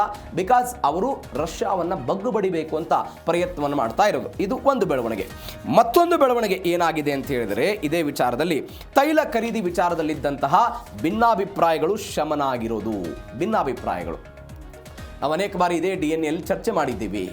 ಉಕ್ರೇನ್ ರಷ್ಯಾ ನಡುವೆ ಯುದ್ಧ ಆದಾಗ $60 ದಾಟಬಾರದು ತೈಲದ ದರ ರಷ್ಯಾ ಉತ್ಪಾದನೆ ಮಾಡೋದು, ಯಾವ ಕಾರಣಕ್ಕಾಗಿಯೂ ಕೂಡ ಆರ್ಥಿಕವಾಗಿ ಅವರಿಗೆ ದೊಡ್ಡ ಮಟ್ಟದ ಸಹಾಯ ಸಿಗಬಾರದು ಅನ್ನೋ ಕಾರಣಕ್ಕಾಗಿ ಅಮೆರಿಕ, ಯುರೋಪಿಯನ್ ಯೂನಿಯನ್ಗಳು, ಪಾಶ್ಚಿಮಾತ್ಯ ದೇಶಗಳೆಲ್ಲ ಸೇರಿಕೊಂಡು ದಿಗ್ಬಂಧನ ಹೇರಿದ್ದು, ಅವುಗಳ ವಿರುದ್ಧವೂ ಕೂಡ ಭಾರತ ತೈಲವನ್ನು ಖರೀದಿ ಮಾಡಿತ್ತು ಅಂತ.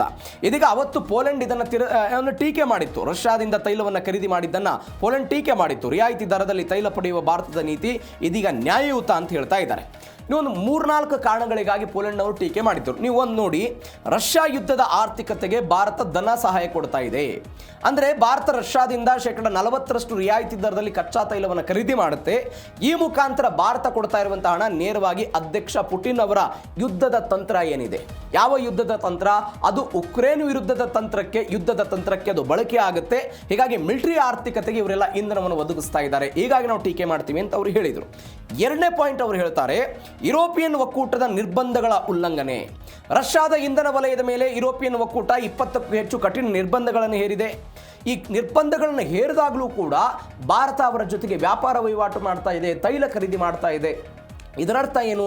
ನಮ್ಮೆಲ್ಲರದ್ದು ಒಂದು ಬಣ, ಆದರೆ ಭಾರತವೇ ಅದನ್ನು ಧಿಕ್ಕರಿಸಿ ಬೇರೆ ರೀತಿಯಾಗಿ ನಡೆದುಕೊಳ್ತಾ ಇದೆ. ಹೀಗಾಗಿ ಜಾಗತಿಕ ಪ್ರಜಾಪ್ರಭುತ್ವ ರಾಷ್ಟ್ರಗಳು ರಷ್ಯಾವನ್ನು ಆರ್ಥಿಕವಾಗಿ ಒಂಟಿ ಮಾಡಬೇಕಾದಾಗ ಭಾರತ ಎಲ್ಲ ನಿಯಮಗಳನ್ನು ಗಾಳಿಗೆ ತೂರ್ತಾ ಇದೆ ಅಂತ ಪೋಲೆಂಡ್ನವರು ಹೇಳಿದರು.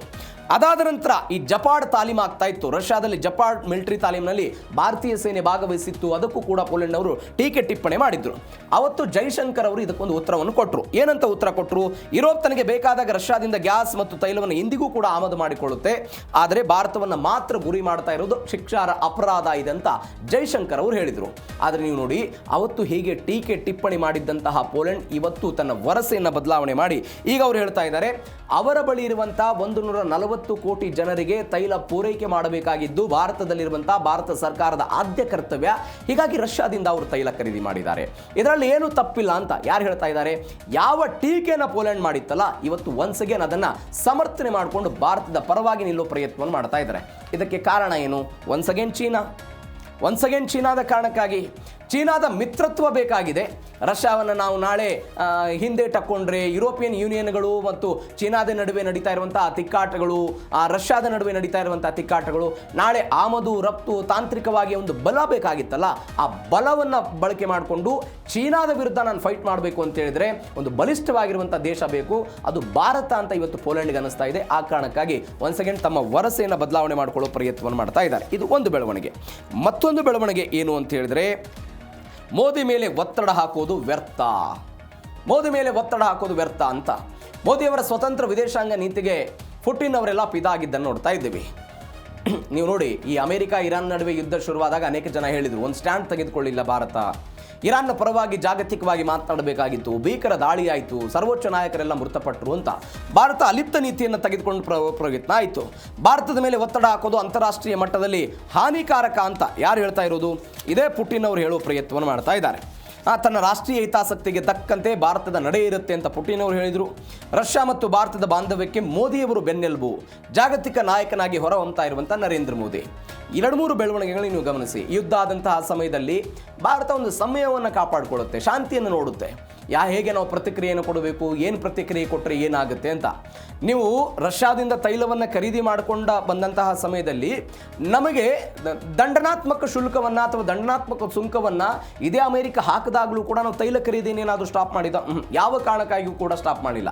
ಅವತ್ತು ಅನೇಕ ಜನ ಮಾತನಾಡಿದರು, ನಮಗೆ ಅಮೆರಿಕ ಹಾಕಲಿ ದಂಡವನ್ನು, ಅದರ ಬದಲಾಗಿ ನಾವು ರಷ್ಯಾದ ಮಿತ್ರತ್ವವನ್ನು ಕಳೆದುಕೊಳ್ಳೋದಕ್ಕೆ ಸಾಧ್ಯ ಇಲ್ಲ ಅಂತ ಅಮೆರಿಕದ ವಿರುದ್ಧ ಸಿಟ್ಟಿದ್ದನ್ನು ನೋಡಿದ್ದೀವಿ. ನೀವು ಅಮೆರಿಕ ಮತ್ತು ರಷ್ಯಾಗೆ ಒಂದಕ್ಕೊಂದು ಆಗಿ ಬರುತ್ತಾ ಇರೋದನ್ನು ನೋಡ್ತಾ ಇದ್ದೀವಿ. ಹೀಗಾಗಿ ಪುಟಿನ್ ಅವರು ಏನು ಹೇಳ್ತಾ ಇದ್ದಾರೆ, ತನ್ನ ಹಿತಾಸಕ್ತಿಗೆ ತಕ್ಕಂತೆ ಭಾರತ ತನ್ನ ನಡೆಯನ್ನು ಮುಂದುವರಿಸುತ್ತೆ, ಜಾಗತಿಕ ಹಿತಾಸಕ್ತಿಯೂ ಕೂಡ ಅದರಲ್ಲಿ ಇರುತ್ತೆ, ಅವ್ರ ಮೇಲೇನೋ ಒತ್ತಡ ಹಾಕೋದು ಎಲ್ಲವೂ ಕೂಡ ವ್ಯರ್ಥ ಅಂತ ಅವರು ಹೇಳಿದ್ದಾರೆ. ಮತ್ತೊಂದು, ಜಾಗತಿಕ ಶಾಂತಿ ಸ್ಥಾಪನೆಯಲ್ಲಿ ಭಾರತವೇ ಚಕ್ರವರ್ತಿ. ಸಹಜವಾಗಿ ಈಗ ಪಾಕಿಸ್ತಾನದ ಕಡೆಗೆ ಅಮೆರಿಕಾದವರು ಇರಾನ್ನ ನಿಯೋಗಗಳೆಲ್ಲ ಹೋದಾಗ ಅದೆಲ್ಲವೂ ಸಾಧ್ಯ ಆಗಲಿಲ್ಲ. ಇರಾನ್ನ ಬೇರೆ ಬೇರೆ ನಾಯಕರುಗಳು, ಬೇರೆ ಬೇರೆ ರಾಜತಾಂತ್ರಿಕರು, ವಿದೇಶಾಂಗ ಇಲಾಖೆಯ ನಾಯಕರುಗಳೆಲ್ಲ ಏನು ಹೇಳಿದ್ರು, ಭಾರತ ಮನಸ್ಸು ಮಾಡಿದರೆ ಇಂಥದ್ದನ್ನೆಲ್ಲ ಮಾಡಬಹುದು ಅಂತ. ಇದೀಗ ಒನ್ಸ್ ಅಗೇನ್ ಅದೇ ಆಗಿದೆ. ಉದ್ವಿಗ್ನತೆ ವಿರೋಧಿಸುವಲ್ಲಿ ಭಾರತದ ಪಾತ್ರ ನಿರ್ಣಾಯಕ ಅಂತ. ಯಾಕೆ ನಾವು ಯಾವುದೇ ಒಂದು ಬಣಕ್ಕೆ ಈ ತನಕವೂ ಕೂಡ ತಟಸ್ಥವಾಗಿ ಉಳಿದಿಲ್ಲ. ಅದು ರಷ್ಯಾ ಉಕ್ರೇನ್ ಯುದ್ಧ ಇರಲಿ, ಇಸ್ರೇಲ್ ಹಮಾಸ್ ಸಂಘರ್ಷ ಇರಲಿ, ಪಾಶ್ಚಿಮಾತ್ಯ ದೇಶಗಳಂತೆ ಒಂದು ಬಣಕ್ಕೆ ನಾವೆಲ್ಲ ಸೇರ್ಪಡೆಯಾಗಿ ಎಲ್ಲವೂ ಕೂಡ ಆಗ್ತಾ ಇಲ್ಲ. ಮಾನವೀಯತೆಗೆ ಆದ್ಯತೆಯನ್ನು ಕೊಡೋ ಪ್ರಯತ್ನವನ್ನು ಮಾಡ್ತಾ ಇದ್ದೀವಿ. ಮತ್ತೊಂದು ಕಡೆ ನಾನು ಅವಾಗಲೇ ಹೇಳಿದೆ, G20 ಶೃಂಗಸಭೆಯಲ್ಲೆಲ್ಲ ಹೇಳಿದ್ರು, ಏನೇ ಯುದ್ಧ ಆದರೂ ಕೂಡ ಅದು ಮಾತುಕತೆ ಮುಖಾಂತರ ಎಲ್ಲ ಬಗೆಹರಿಸ್ಕೊಳ್ಬೇಕು ಅಂತ. ಮಾತುಕತೆ ಮುಖಾಂತರವೆಲ್ಲವನ್ನು ಕೂಡ ಶಾಂತಿ ಸಮಾಲೋಚನೆ ಆಗಬೇಕು ಅಂತ. ಎಲ್ಲಕ್ಕಿಂತ ಹೆಚ್ಚಾಗಿ ರಷ್ಯಾ ಮತ್ತು ಉಕ್ರೇನ್ ಯುದ್ಧದ ನಂತರ ಪ್ರಧಾನಿ ನರೇಂದ್ರ ಮೋದಿ ಅವರು ಏನು ಮಾಡಿದರು, ಮಾಸ್ಕೋಗೆ ಭೇಟಿ ಕೊಟ್ಟರು. ರಷ್ಯಾದ ರಾಜಧಾನಿ ಮಾಸ್ಕೋಗೆ ಭೇಟಿ ಕೊಟ್ಟರು. ಅದಾದ ನಂತರ ಉಕ್ರೇನ್ನ ರಾಜಧಾನಿ ಕೀವ್ಗೂ ಕೂಡ ಭೇಟಿ ಕೊಟ್ಟು ಅಲ್ಲಿ ಜೆಲೆನ್ಸ್ಕಿ ಅವರನ್ನೆಲ್ಲ ಭೇಟಿ ಮಾಡಿ ಅಲಂಗಿಸಿ ಶಾಂತಿಯ ಮಂತ್ರವನ್ನೆಲ್ಲ ಮಾತನಾಡಿದ್ದನ್ನು ನಾವೆಲ್ಲ ನೋಡಿದ್ದೀವಿ. ಮತ್ತೊಂದು ಕಡೆ ಯುದ್ಧವನ್ನು ನಿಲ್ಲಿಸೋದಕ್ಕೆ, ಮಾತುಕತೆ ನಡೆಸೋದಕ್ಕೆ ಭಾರತ ಮುನ್ನುಗ್ಗಬೇಕು, ಭಾರತ ಮಧ್ಯಸ್ಥಿಕೆ ವಹಿಸಬೇಕು ಅಂತ. ಇದೀಗ ಭಾರತ ಏನಾಗಿದೆ, ಜಾಗತಿಕ ದಕ್ಷಿಣದ ಒಂದು ಧ್ವನಿಯಾಗಿ ಮಾರ್ಪಡೋ ಪ್ರಯತ್ನವನ್ನು ಮಾಡ್ತಾ ಇದೆ.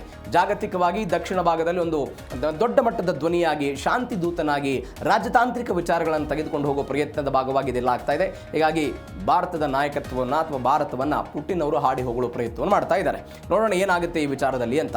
ಇದು ಸ್ವೀಕರಣ ನ್ಯೂಸ್ DNA ಮೂರನೇ ಸುದ್ದಿ. ಪಾಕ್ ಅಕ್ಯುಪೈಡ್ ಕಾಶ್ಮೀರ POK ಅಕ್ಷರಶಃ ಜ್ವಾಲೆಯಂತೆ ಉರಿತಾ ಇದೆ.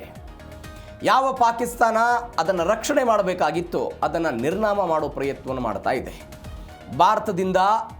ಭಾರತದ ಮೇಲೆ ದಾಳಿ ಮಾಡಿ ಅದನ್ನು ಆಕ್ರಮಣ ಮುಖಾಂತರ, ಒಂದು ರೀತಿಯಾದಂಥ ದಾಳಿಯ ಮುಖಾಂತರ ವಶಪಡಿಸಿಕೊಂಡು ಹೋಗಿದ್ದಂತಹ ಇದೇ POKಯನ್ನು ಇವತ್ತು ಪಾಕಿಸ್ತಾನದ ಕೃಪಾಪೋಷಿತ ಸೇನೆ ಏನಿದೆ ದಾಳಿ ಮಾಡೋ ಪ್ರಯತ್ನವನ್ನು ಮಾಡ್ತಾ ಇದೆ. ಅಲ್ಲಿ ಜನರನ್ನು ಹತ್ತಿಕ್ಕೋ ಪ್ರಯತ್ನವನ್ನು ಮಾಡ್ತಾ ಇದೆ, ಪ್ರತಿಭಟನೆಗಳನ್ನು ಹತ್ತಿಕ್ಕೋ ಪ್ರಯತ್ನವನ್ನು ಮಾಡ್ತಿದೆ, ಜನರನ್ನು ಸಾಯಿಸೋ ಪ್ರಯತ್ನವನ್ನು ಮಾಡ್ತಾ ಇದೆ, ಅಲ್ಲಿರುವಂತಹ ಸ್ವಾತಂತ್ರ್ಯವನ್ನು ಕಿತ್ಕೊಳ್ಳೋ ಪ್ರಯತ್ನ ಆಗ್ತಾ ಇದೆ, ಅಲ್ಲಿರುವಂಥ ಸಂಪನ್ಮೂಲಗಳನ್ನು ಖಾಲಿ ಮಾಡೋ ವಿನಾಶದ ಹಂತಕ್ಕೆ ಪಾಕಿಸ್ತಾನ ಹೋಗ್ತಾ ಇರೋದನ್ನು ನೋಡ್ತಾ ಇದ್ದೀವಿ.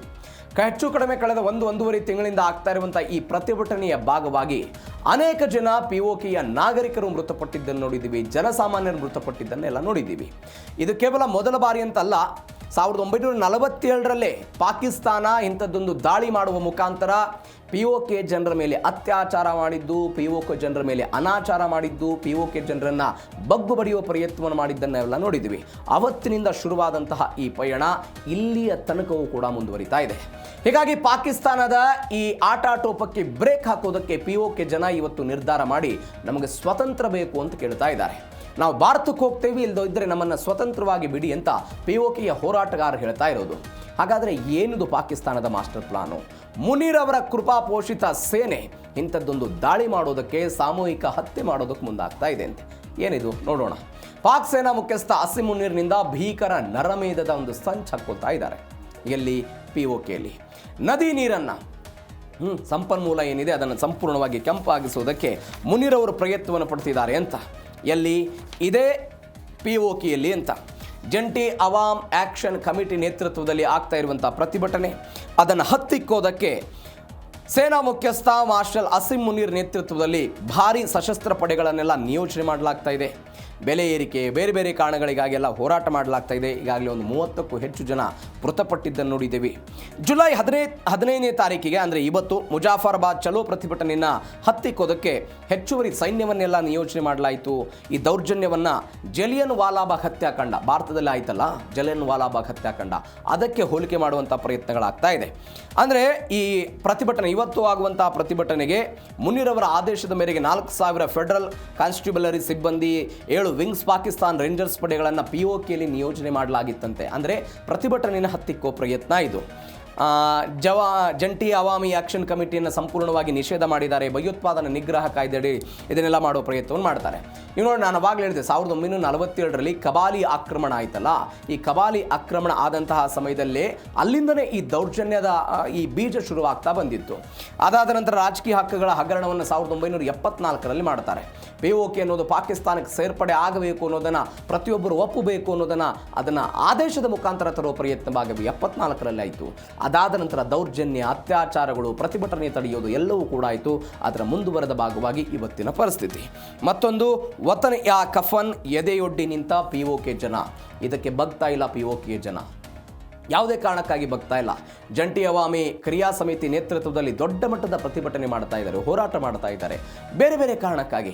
ಯಾಕಂದರೆ ತಮ್ಮ ಅಸ್ತಿತ್ವವನ್ನು ಕಳೆದುಕೊಳ್ಳುವಂತಹ ಭೀತಿಯಲ್ಲಿ POK ಜನ ಇರೋದು. ಈ ಕಾರಣಕ್ಕಾಗಿ ಇಂಥದ್ದೊಂದು ಹೋರಾಟಗಳೆಲ್ಲ ಆಗ್ತಾ ಇದೆ. ಹಣದುಬ್ಬರದ ವಿರುದ್ಧ ಬೇರೆ ಬೇರೆ ಕಾರಣಕ್ಕಾಗೆಲ್ಲ ಹೋರಾಟ ಮಾಡ್ತಾ ಇದ್ದಾರೆ. ರಾವಲ್ಕೋಟ್ನ ಈದ್ಗಾ ಮೈದಾನದಲ್ಲಿ ಒಂದು 80,000 ಜನ ಎಲ್ಲ ಸೇರಿದ್ರು. ಅಲ್ಲಿ ಈ ಜಂಟಿ ಅವಾಮಿ ಆಕ್ಷನ್ ಕಮಿಟಿಯ ಮುಖಂಡ ಸರ್ದಾರ್ ಅವಾಮ್ ಖಾನ್ ಅವರೆಲ್ಲ ಮಾತನಾಡಿದ್ರಲ್ಲಿ, ಇದು ಅಜಾದಲ್ಲ, ಆಕ್ರಮಿತ ಪ್ರದೇಶ, ಇದು ಪಾಕಿಸ್ತಾನ ಇದನ್ನು ಸ್ವತಂತ್ರ ಕಾಶ್ಮೀರ ಅಂತ ಜಗತ್ತಿಗೆ ಸುಳ್ಳು ಹೇಳುತ್ತೆ. ಆದರೆ ಇದು ಸ್ವತಂತ್ರ ಅಲ್ಲ, ವಿವಾದಿತ ಅಲ್ಲ, ಬದಲಿಗೆ ಪಾಕಿಸ್ತಾನ ಬಲವಂತವಾಗಿ ವಶಪಡಿಸಿಕೊಂಡಿರುವಂಥ ಆಕ್ರಮಿತ ಪ್ರದೇಶ ಅಂತ ಬಹಿರಂಗವಾಗಿ ಹೇಳಿಕೆ ಕೊಡುವ ಪ್ರಯತ್ನವನ್ನು ಮಾಡಿದರು. ಅದು ಮುಂದುವರೆದವರು ಒಂದು ಮಾತು ಹೇಳ್ತಾರೆ, ಭಯೋತ್ಪಾದನೆಯ ಸತ್ಯದ ಹೂರಣ ಬಯಲಾಗ್ತಾ ಇದೆ. ಪಾಕ್ ಸೇನೆ ಹಕ್ಕು ಕೇಳುವ ನಾಗರಿಕರನ್ನ ಭಯೋತ್ಪಾದಕರು ಅಂತ ಎಲ್ಲ ಕರೀತಾ ಇದೆ.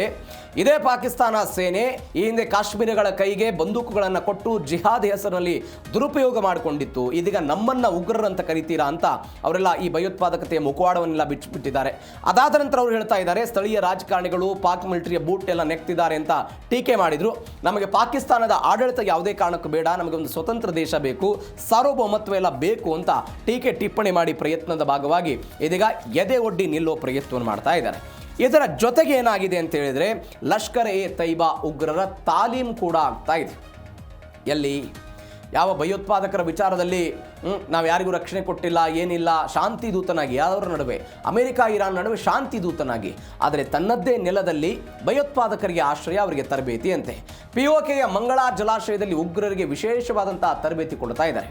ಅವರಿಗೆ ಬೇಕಾದಂತಹ ತರಬೇತಿ ಎಲ್ಲವನ್ನು ಕೂಡ ಕೊಡೋ ಪ್ರಯತ್ನ ಆಗ್ತಾ ಇದೆ. ಲಷ್ಕರ್ ಎ ತೈಬಾ ಉಗ್ರರಿಂದ ಜಲ ಆಧಾರಿತ ಕಾರ್ಯಾಚರಣೆ ಎಲ್ಲ ತಾಲೀಮು ಆಗ್ತಾ ಇದೆ. ಮಂಗಳಾ ಜಲಾಶಯದಲ್ಲಿ ಆಗ್ತಾ ಇರುವಂಥ ತರಬೇತಿ ಇದು. ಜಲಯುದ್ಧದ ಬಗ್ಗೆ, ಈಜು ತರಬೇತಿ ಬಗ್ಗೆ ಎಲ್ಲ ಮಾಹಿತಿ ಕೊಡ್ತಾ ಇದ್ದಾರೆ. ಕೆಲವೊಂದಿಷ್ಟು ವಿಡಿಯೋಗಳೆಲ್ಲ ಬಂತು. ಲಷ್ಕರ್ ಎ ತೈಬಾ ಉಗ್ರರು ಮಂಗಳಾ ಜಲಾಶಯದ ನೀರಿನಲ್ಲಿ ಕಮಾಂಡೋ ಮಾದರಿ ಈಜು ಮಾಡ್ತಿದ್ದಾರೆ. ಜಲಾವೃತ ದಾಳಿ, ಬೋಟ್ಗಳ ಮುಖಾಂತರ ತೀರಕ್ಕೆ ಇಳಿಯುವಂತಹ ಕಠಿಣ ತರಬೇತಿ ಎಲ್ಲ ಮಾಡ್ತಾ ಇದ್ದಾರೆ.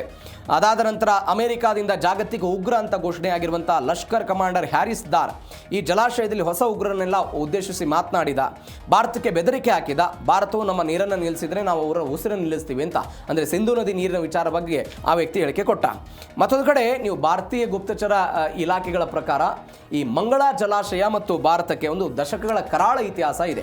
2008ರಲ್ಲಿ ಮುಂಬೈ ಭಯೋತ್ಪಾದನಾ ದಾಳಿ ಆಯ್ತಲ್ಲ, 11/8 ಅಂತ ನಾವೇನು ಕರಿತೀವಿ, ಆ ದಾಳಿಯ ಸಮಯದಲ್ಲೂ ಕೂಡ ಅಜ್ಮಲ್ ಕಸಬ್ ಮತ್ತು ಇತರ 9 ಜನ ಏನು ಉಗ್ರರಿದ್ರು, ಆ ಉಗ್ರರ ಸಮುದ್ರದ ಮುಖಾಂತರ ಬಂದರು. ಸಮುದ್ರದ ಮುಖಾಂತರ ಮುಂಬೈಗೆ ಬಂದು ನುಸುಳಿದ್ರು. ಅದಾದ ನಂತರ ದಾಳಿ ಆಯಿತು. ದಾಳಿಯಲ್ಲಿ ಅನೇಕ ಜನ ಮೃತಪಟ್ಟಿದ್ದನ್ನು ನೋಡಿದ್ದೀವಿ. ಎಲ್ಲವೂ ಆಯಿತು. ಅದಕ್ಕೆ ಬೇಕಾದಂತಹ ಸಮುದ್ರದ ಮುಖಾಂತರ ಬರಬೇಕಾದಂತಹ ಎಲ್ಲ ವ್ಯವಸ್ಥೆ, ತರಬೇತಿಯನ್ನು ಅವ್ರಿಗೆ ಎಲ್ಲಿ ಕೊಡಲಾಗಿತ್ತು ಅಂತ ಹೇಳಿದರೆ, ಇದೇ ಜಮ್ಮು ಕಾಶ್ಮೀರದ ಮಂಗಳಾ ಜಲಾಶಯದಲ್ಲಿ ಕೊಡಲಾಗಿತ್ತು. ಇದು ನಾವು ಗಮನಿಸಬೇಕಾದಂತಹ ಸಂಗತಿ. 2008ರ ಆ ದಾಳಿಯ ಸಮಯದಲ್ಲಿ ಇಲ್ಲೇ ತರಬೇತಿ ಕೊಡಲಾಗಿತ್ತು. ಒನ್ಸ್ ಅಗೇನ್ ಇಲ್ಲೇ ಅವರಿಗೆ ತರಬೇತಿ ಆಗ್ತಾ ಇದೆ. ಇದು ಒಂದು ಬೆಳವಣಿಗೆ. ಮತ್ತೊಂದು, ಚೀನಾದಿಂದ ಪಾಕ್ಗೆ ಒಂದು ಬಿಗ್ ಶಾಕ್ ಎದುರಾಗಿರೋದು. ಏನದು ಬಿಗ್ ಶಾಕು? ತೀವ್ರ ಆರ್ಥಿಕ ಬಿಕ್ಕಟ್ಟಿನ ನಡುವೆ ಪಾಕಿಸ್ತಾನಕ್ಕೆ ಚೀನಾ ಆಘಾತ ಕೊಟ್ಟಿದೆ. ಇತ್ತೀಚೆಗೆ ನಾವು ಒಂದು ಸುದ್ದಿ ನೋಡಿದ್ವಿ.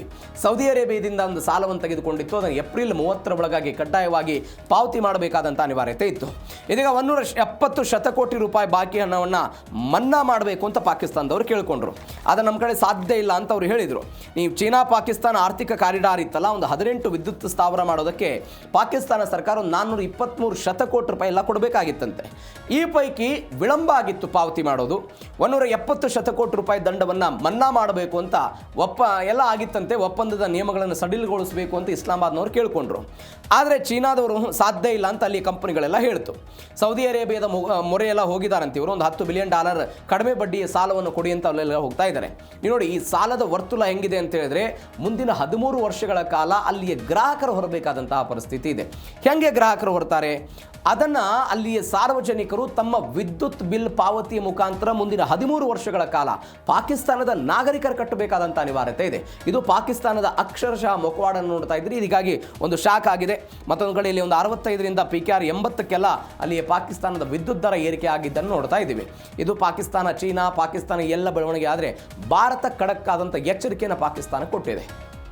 ಅದು ಯಾವ ಉಗ್ರ ಏನು ಹೇಳಿಕೆ ಕೊಟ್ಟನಲ್ಲ, ನಮಗೆ ನೀರು ಬಿಡದೆ ಇದ್ರೆ ರಕ್ತ ಹರಿಸ್ತೀವಿ ಅಂತ.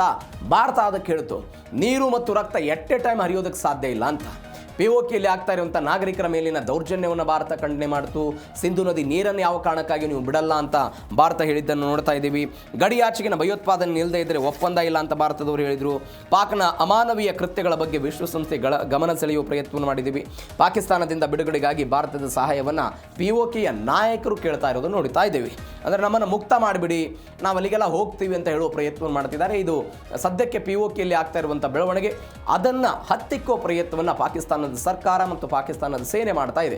ಹೀಗಾಗಿ ನೋಡೋಣ ಆ POK ವಿಚಾರದಲ್ಲಿ ಏನಾಗುತ್ತೆ ಅಂತ. ಇದು ಜೀ ಕನ್ನಡ ನ್ಯೂಸ್ DNA 4ನೇ ಸುದ್ದಿ, ಕೊನೆಯ ಸುದ್ದಿ. ಭಾರತ ಮತ್ತು ಬ್ರಿಟನ್ ನಡುವೆ ಒಂದು ವ್ಯಾಪಾರ ಒಪ್ಪಂದ. ಆ ವ್ಯಾಪಾರ ಒಪ್ಪಂದದಿಂದ ದೊಡ್ಡ ಮಟ್ಟದ ಸಹಾಯ ಭಾರತಕ್ಕೆ ಆಗ್ತಾ ಇರೋದು. ಅದು ಕೃಷಿ, ಅದಾದ ನಂತರ ಅನೇಕ ವಸ್ತುಗಳಿಗೆ ಬ್ರಿಟನ್ನಲ್ಲಿ ಸಿಗ್ತಾ ಇರುವಂತಹ ಮಾರುಕಟ್ಟೆ, ಅದಾದ ನಂತರ ಮದ್ಯ, ಕಾರುಗಳು, ಎಲೆಕ್ಟ್ರಿಕ್ ವೆಹಿಕಲ್ಗಳ ಮೇಲೆ ಆಗ್ತಾ ಇರುವಂಥ ಬೆಳವಣಿಗೆ. ಏನಿದ್ರು ಒಪ್ಪಂದ, ಏನು ಸಹಾಯ ಆಗುತ್ತೆ ಎಲ್ಲವನ್ನು ಕೂಡ ನೋಡ್ತಾ ಹೋಗೋಣ. ಬ್ರಿಟನ್ ಮಾರುಕಟ್ಟೆಯಲ್ಲಿ ಭಾರತದ ಹವಾ. 99% ಭಾರತೀಯ ಉತ್ಪನ್ನಗಳಿಗೆ ಬ್ರಿಟನ್ನಲ್ಲಿ ಶೂನ್ಯ ಸುಂಕವಂತೆ. ಶೂನ್ಯ, ಯಾವುದೇ ಸುಂಕ ಇರಲ್ಲ. ಜವಳಿ, ಚರ್ಮದ ವಸ್ತುಗಳು, ರತ್ನ ಮತ್ತು ಆಭರಣ ರಫ್ತಿಗೆ ದೊಡ್ಡ ಮಟ್ಟದ ಬೇಡಿಕೆ ಸಿಗ್ತಾ ಇದೆ. ಜುಲೈ 15ರಿಂದ ಈ ಐತಿಹಾಸಿಕ CETA ಒಪ್ಪಂದ ಜಾರಿಗೆ ಬರ್ತಾ ಇದೆ. CETA ಒಪ್ಪಂದ ಜಾರಿಗೆ ಬರ್ತಾ ಇರೋದು 2025 ಜುಲೈ 24ನೇ ತಾರೀಕಿಗೆಲ್ಲ ಅಧಿಕೃತವಾಗಿ ಸಹಿ ಹಾಕಲಾಗಿತ್ತು. 2022ರಿಂದಲೇ ಇದು ಮಾತುಕತೆ ಎಲ್ಲ ಆರಂಭ ಆಯಿತು. 2025 ಮೇ 6ನೇ ತಾರೀಕಿಗೆ 14 ಹಂತಗಳ ಸುದೀರ್ಘ ಚರ್ಚೆ ಆಯಿತು. ಜುಲೈ 24ನೇ ತಾರೀಕಿಗೆ ಉಭಯ ದೇಶಗಳೆಲ್ಲ ಸಹಿ ಹಾಕಿದ್ದು. ಫೆಬ್ರವರಿ 10, 2026 ಇದರ ಮುಂದುವರೆದ ಭಾಗವಾಗಿ ಎಲ್ಲ ಬೆಳವಣಿಗೆಗಳಾಗಿದ್ದು ನೋಡಿದ್ವಿ. ಇದಕ್ಕೆ ಜುಲೈ 15ನೇ ತಾರೀಕಿಗೆ ಒಪ್ಪಂದ ಅಧಿಕೃತವಾಗೆಲ್ಲ ಜಾರಿಗೆ ಬಂದಿದೆ. ಒಂದು 99% ಸರಕುಗಳ ಮೇಲಿನ ಆಮದು ಸುಂಕವನ್ನು ಸಂಪೂರ್ಣವಾಗಿ ರದ್ದುಗೊಳಿಸಲಾಗಿದೆ. ವಾಹನಗಳ ಮೇಲಿನ ಈ ಸುಂಕವನ್ನು ಕಡಿತ ಆಗಿದೆ. ಅಂದರೆ ಪೆಟ್ರೋಲ್, ಡೀಸೆಲ್ ಕಾರುಗಳ ಆಮದು ಸುಂಕ ಏನಿತ್ತು 110ರಿಂದ 10ಕ್ಕೆ ಇಳಿಸಲಾಗಿದೆ. ಭಾರತ ಎಲ್ಲ ಒಪ್ಪಿಕೊಂಡಿದೆ. ಹೀಗಾಗಿ ಬ್ರಿಟನ್ನ ಎಲೆಕ್ಟ್ರಿಕ್ ವಾಹನಗಳಿಗೆ 6ನೇ ವರ್ಷದಿಂದ ಸುಂಕ ವಿನಾಯಿತಿ ಸಿಗ್ತಾ ಇದೆ. ಮತ್ತೊಂದು ಕಡೆ ಮದ್ಯದ ಮೇಲಿನ ಈ ತೆರಿಗೆಯನ್ನು ಇಳಿಕೆ ಮಾಡಿದ್ದಾರೆ. ಒಂದು 150ರಿಂದ 75% ಇಳಿಕೆ ಆಗ್ತಾ ಇದೆ. ಸಾಮಾಜಿಕ ಭದ್ರತೆ ಒಪ್ಪಂದ ಆಗಿದೆ. ಒಂದು 5 ವರ್ಷಗಳ ತನಕ ರಾಷ್ಟ್ರೀಯ ವಿಮಾ ವ್ಯವಸ್ಥೆಗೆ ಒಂದು ವಿನಾಯಿತಿಯನ್ನು ಪಡೆದಿದ್ದಾರೆ. ಈಗ ಒಂದು 75,000 ಜನರಿಗೆ ಇದೆಲ್ಲ ಅನುಕೂಲ ಆಗುತ್ತೆ ಅಂತ. ಮತ್ತೊಂದು ಬೆಳವಣಿಗೆ ಏನಾಗಿದೆ ಅಂತ ಹೇಳಿದ್ರೆ ಇದೇ ವಿಚಾರದಲ್ಲಿ ವಿಸ್ಕಿ ಮತ್ತು ಕಾರ್ ಪ್ರಿಯರಿಗೆ ಒಂದು ಬಂಪರ್ ನ್ಯೂಸ್ ಸಿಕ್ಕಿದೆ. ಸ್ಕಾಚ್ ಮತ್ತು ವಿಸ್ಕಿ ಮೇಲಿನ ಸುಂಕ 150ರಿಂದ 40%ಕ್ಕೆಲ್ಲ ಇಳಿಕೆ ಆಗ್ತಾ ಇರೋದನ್ನು ನೋಡ್ತಾ ಇದ್ದೀವಿ. ಅರ್ಧಕ್ಕರ್ಧ ಎಲ್ಲ ಕಡಿತ ಮಾಡ್ತಾ ಇದ್ದಾರೆ. 150ರಿಂದ ಭಾರಿ ಆಮದು ಸುಂಕವನ್ನೆಲ್ಲ ಕಡಿಮೆ ಮಾಡಲಾಗ್ತಾ ಇದೆ. ಒಂದು 40%ಗೆಲ್ಲ ಇಳಿಕೆ ಆಗುತ್ತಂತದ. ಅಂದರೆ ಭಾರತದಲ್ಲಿ ಸುಮಾರು 12,500 ರೂಪಾಯಿಗೆ ಸಿಗ್ತಾ ಇತ್ತಂತ ಸ್ಕಾಚ್ ವಿಸ್ಕಿ ಬಾಟ್ಲಿ ಬೆಲೆ 8,500 ರೂಪಾಯಿಗೆಲ್ಲ ಇಳಿಕೆ ಆಗುತ್ತಂತೆ. ಇದು ಮುಂದಿನ ದಿನಗಳಿಗೆ ಒಂದು 7,000 ರೂಪಾಯಿಗೆ ಏನೋ ತರಬಹುದು ಅನ್ನುವಂಥ ಆಲೋಚನೆಯಲ್ಲಿದ್ದಾರೆ. ಮತ್ತೊಂದು ಕಡೆ ವಿಸ್ಕಿ ಅಲ್ಲದೆ ಬ್ರಿಟನ್ನ ಬ್ರ್ಯಾಂಡ್ಗಳು ರಮ್ ಆಗಿರ್ಬೋದು, ಓಟ್ಕಾ ಆಗಿರ್ಬೋದು, ಬ್ರಾಂಡಿ, ಇವುಗಳೆಲ್ಲ ಬೆಲೆ ಕಡಿಮೆ ಆಗುತ್ತೆ ಅಂತ ಹೇಳ್ತಿದ್ದಾರೆ. ನೋಡೋಣ. ಮತ್ತೊಂದು ಕಡೆ ಕಾರು ಪ್ರಿಯರಿಗೂ ಕೂಡ ಲಾಭ ಆಗುತ್ತೆ ಅಂತ 110ರಿಂದ 30ಕ್ಕೆ ಇಳಿಸಲಾಗ್ತಾ ಇದೆ. ಕೋಟಾದ ಅಡಿಯಲ್ಲಿ ಬರುವಂಥ ಕಾರುಗಳಿಗೆ ಹಂತವಾಗಿ ಎಲ್ಲ 10ಕ್ಕೆ ಇಳಿಕೆ ಮಾಡ್ತಾರಂತೆ. ಅದಾದ ನಂತರ ಒಂದು ಜಾಗ್ವಾರ್ ಲ್ಯಾಂಡ್ ರೋವರ್ JLR ಅಂತ ನಾವೇನು ಕಂಪ್ನಿ ಕರಿತೀವಿ, ಅದು ರೇಂಜ್ ರೋವರ್ ಕಾರುಗಳನ್ನು ಬರೋಬ್ಬರಿ 1 ಕೋಟಿಗಿಂತಲೂ ಹೆಚ್ಚು ಕಡಿತಗೊಳಿಸುವುದಾಗೆಲ್ಲ ಪ್ರಕಟ ಮಾಡಿಕೊಂಡಿದೆ. EV ವಾಹನಗಳಿಗೆ ಪರಿಸರ ಸ್ನೇಹಿ ಐಷಾರಾಮಿ ಕಾರುಗಳನ್ನು ಖರೀದಿ ಮಾಡುವವರಿಗೂ ಕೂಡ ಪ್ರೀಮಿಯಂ ಎಲೆಕ್ಟ್ರಿಕ್ ಮೇಲಿನ ಸುಂಕವನ್ನು ಕೂಡ ಕಡಿಮೆ ಮಾಡಿಕೊಳ್ಳೋ ಪ್ರಯತ್ನ ಮಾಡಿದೆ. ಹೀಗಾಗಿ ಕಾರು ಮತ್ತು ಮದ್ಯ ಪ್ರಿಯರಿಗೆ ದೊಡ್ಡ ಮಟ್ಟದ ಲಾಭ ಆಗ್ತಾ ಇದೆ. ಮತ್ತೊಂದು ಬೆಳವಣಿಗೆ ಏನು ಅಂತ ಹೇಳಿದ್ರೆ ಭಾರತೀಯ ಪ್ರತಿಭೆಗಳಿಗೆ ಒಂದು ಕೆಂಪು ಹಾಸು ಹಾಕಿರೋದು. ಪ್ರತಿ ವರ್ಷ 1,800 ಭಾರತೀಯ ಬಾಣಸಿಗರು, ಯೋಗ ಗುರುಗಳಿಗೆಲ್ಲ ಅವಕಾಶ ಕೊಡೋ ಪ್ರಯತ್ನವನ್ನು ಮಾಡ್ತಾ ಇದ್ದಾರೆ. ಹೆಂಗೆ ಪ್ರತಿ ವರ್ಷ 1,800 ಬಾಣಸಿಗರು, ಯೋಗ ಶಿಕ್ಷಕರು ಅವರಿಗೆಲ್ಲ ಒಂದು ವೀಸಾ ಒದಗಿಸ್ತಾರಂತೆ. ಭಾರತೀಯ ಸಾಂಪ್ರದಾಯಿಕ ಅಡುಗೆಯಲ್ಲಿ ನೈಪುಣ್ಯತೆಯನ್ನು ಯಾರ್ಯಾರು ಹೊಂದಿದ್ದಾರೆ ಅವರಿಗೆ ಬಾಣಸಿಗರು, ಅವರಿಗೆ ಒಂದು ಅಧಿಕೃತ ಪ್ರಾಮಾಣಿಕ ಪತ್ರ ಇರುವಂಥ ಯೋಗ ಗುರುಗಳು ಎಲ್ಲ ಇದನ್ನು ಲಾಭ ಪಡೆದುಕೊಳ್ಬೋದು. ಒಂದು 3,000 ಜನ ಯುವ ವೃತ್ತಿಪರರಿಗೆಲ್ಲ ಉದ್ಯೋಗದ ಆಫರ್ ಸಿಗುತ್ತಂತೆ. 2 ವರ್ಷಗಳ ಕಾಲ ಬ್ರಿಟನ್ನಲ್ಲಿ ನೆಲೆಸೋದಕ್ಕೆ ಯಂಗ್ ಪ್ರೊಫೆಷನಲ್ ಸ್ಕೀಮ್ ಎಲ್ಲ ಮುಂದುವರಿಯುತ್ತಂತೆ. ಅದಾದ ನಂತರ ದ್ವಿಪಕ್ಷೀಯ ತೆರಿಗೆಯಿಂದಲೂ ಕೂಡ ಮುಕ್ತಿಯಾಗುತ್ತಂತೆ. ಅಂದರೆ ಈ ಮುಂಚೆ ಬ್ರಿಟನ್ನಲ್ಲಿ ತಾತ್ಕಾಲಿಕವಾಗಿ ಕೆಲಸ ಏನು ಮಾಡ್ತಿದ್ರು ಭಾರತೀಯರು, ಅವರಿಗೆ ಭಾರತದ PF ಜೊತೆಗೆ ಬ್ರಿಟನ್ನ ರಾಷ್ಟ್ರೀಯ ವಿಮೆಗೂ ಕೂಡ ಅವರೆಲ್ಲ ಕಡ್ಡಾಯವಾಗಿ ಹಣವನ್ನು ಪಾವತಿ ಮಾಡಬೇಕಾಗಿತ್ತಂತೆ. ದ್ವಿತೆರಿಗೆ ನೀತಿ ಇತ್ತು. ಈಗ ಅದನ್ನು ರದ್ದು ಮಾಡೋ ಪ್ರಯತ್ನ ಆಗ್ತಾ ಇದೆ. ಈಗ ಅದರಿಂದ ಮುಕ್ತಿ ಸಿಗೋ ಹಂತಕ್ಕೂ ಕೂಡ ಭಾರತ ಮತ್ತು ಬ್ರಿಟನ್ ನಡುವೆ ಇರುವಂತಹ ಈ ಒಪ್ಪಂದ ಆಗ್ತಾ ಇದೆ. ಮತ್ತೊಂದು, ನಮ್ಮ ರೈತರಿಗೆ ಸುಭದ್ರವಾದಂತಹ ಕವಚ ಸಿಗ್ತಾ ಇದೆ. ಏನು ಕವಚ ಸಿಗ್ತಾ ಇದೆ? ಯಾವ್ಯಾವ ಬ್ರಿಟನ್ನಿಂದ ಬರ್ತಿತ್ತು, ಅದು ಡೈರಿ, ಅಕ್ಕಿ, ಸಕ್ಕರೆ, ಸೇಬು ಉತ್ಪನ್ನಗಳು ಅದು ಏನು ಬರ್ತಾ ಇತ್ತು ಅದೆಲ್ಲವನ್ನು ಕೂಡ ಹೊರಗಿಡೋ ಪ್ರಯತ್ನವನ್ನು ಮಾಡಿದ್ದಾರೆ. ನಮಗೆ ಈ ಅಮೆರಿಕ ಮತ್ತು ಭಾರತ ನಡುವೆ ಒಪ್ಪಂದ ಆದಾಗ ಕಾಂಗ್ರೆಸ್ ಸೇರಿದಂತೆ ಒಂದು ಟೀಕೆ ಮಾಡಿದ್ರು, ನೀವು ಅಮೆರಿಕದ ಮಾರುಕಟ್ಟೆಯಿಂದ ಕೃಷಿ ಉತ್ಪನ್ನಗಳನ್ನು ಬಂದರೆ ನಮ್ಮ ದೇಶದ ರೈತರಿಗೆ ಹೊಡೆತ ಬೀಳುತ್ತೆ ಅಂತ. ಅವತ್ತು ಕೂಡ ಅದನ್ನು ಹೊರಗಿಡೋ ಪ್ರಯತ್ನವನ್ನು ಮಾಡಿತ್ತು. ಒನ್ಸ್ ಅಗೇನ್ ಬ್ರಿಟನ್ ವಿಚಾರದಲ್ಲೂ ಕೂಡ ಹಾಗೆ ಆಗಿದೆ. ಅಗ್ಗದ ವಿದೇಶಿ ಉತ್ಪನ್ನಗಳಿಂದ ದೇಶೀಯ ರೈತರ ಹಿತರಕ್ಷಣೆ, ಅಂದರೆ ಅಲ್ಲಿಂದ ಕಡಿಮೆ ದರಕ್ಕೆ ಬಂದರೆ ಅವೆಲ್ಲ ಜಾಸ್ತಿ ಸೇಲ್ ಆಗುತ್ತೆ, ನಮ್ಮ ದೇಶದಲ್ಲಿ ಬೆಳೆದಿರುವಂಥ ಉತ್ಪನ್ನಗಳಿಗೆ ಹಿನ್ನಡೆ ಆಗುತ್ತೆ ಅಂತ ಹೀಗಾಗಿ ಅದನ್ನು ಹೊರಗಿಟ್ಟಿದ್ದಾರೆ. ಭಾರತೀಯ ಮೀನುಗಾರರು ಮತ್ತು MSMEಗಳಿಗೆ ವಿಶೇಷವಾದಂಥ ಉತ್ತೇಜನ ಕೊಡ್ತಾರಂತೆ. ಒಂದು 2030 ವೇಳೆಗೆ, ಅಂದರೆ ಮುಂದಿನ 4 ವರ್ಷಗಳಲ್ಲಿ $100 ಬಿಲಿಯನ್ ವ್ಯಾಪಾರದ ಗುರಿಯನ್ನು ಉಭಯ ದೇಶಗಳು ಹೊಂದಿದೆ. ಮತ್ತೊಂದು, ವಿಕಸಿತ ಭಾರತದತ್ತ ಮತ್ತೊಂದು ದಿಟ್ಟ ಹೆಜ್ಜೆ ಇಡೋ ಪ್ರಯತ್ನ. ಒಂದು 14 ಸುತ್ತಿನ ಸುದೀರ್ಘ ಮಾತುಕತೆ ಆಯಿತು. ಅದಾದ ನಂತರ ಐತಿಹಾಸಿಕ ಒಪ್ಪಂದ ಆಗಿದೆ. ಭಾರತ UK ಆರ್ಥಿಕ ಮತ್ತು ಕಾರ್ಯತಂತ್ರದ ಸಂಬಂಧ ಬಲವರ್ಧನೆಯಾಗಿದೆ. ಜಾಗತಿಕ ಪೂರೈಕೆ ಸರಪಳಿಯಲ್ಲಿ ಭಾರತದ ಪಾತ್ರ ವಿಸ್ತರಣೆಯಾಗಿದೆ. 2 ದೇಶಗಳಲ್ಲಿ ಉದ್ಯೋಗ ಎಲ್ಲ ಸೃಷ್ಟಿಯಾಗುವುದು, ಉಭಯ ದೇಶಗಳಿಗೆಲ್ಲ ಸಹಾಯ ಆಗುತ್ತೆ ಅಂತ. ಹೀಗಾಗಿ ನೋಡೋಣ UK ಮತ್ತು ಭಾರತದ ನಡುವಿನ ಈ ಒಪ್ಪಂದ ಏನಾಗುತ್ತೆ, ಏನು ಬೆಳವಣಿಗೆಗಳಾಗುತ್ತೆ ಅಂತ ಅನೇಕ ಪಾಸಿಟಿವ್ ಅಂಶಗಳನ್ನು ಹೇಳ್ತಿದ್ದಾರೆ. ಹೀಗಾಗಿ ಈ ಸಂಬಂಧ ಹೆಂಗೆ ವೃದ್ಧಿ ಆಗುತ್ತೆ, 2030 ವೇಳೆಗೆ ಉಭಯ ದೇಶಗಳು ಹೆಂಗೆ ಪ್ರಗತಿಯನ್ನು ಸಾಧಿಸ್ತವೆ ನೋಡೋಣ. ಇದರೊಂದಿಗೆ ಇವತ್ತಿನ ಜಿ ಕನ್ನಡ ನ್ಯೂಸ್ ಏನು ಮುಗಿಸ್ತಾ ಇದ್ದೀನಿ. ನೋಡ್ತಾರೆ ಜಿ ಕನ್ನಡ ನ್ಯೂಸ್, ಸತ್ಯವೇ ಸುದ್ದಿಯ ಜೀವಾಳ.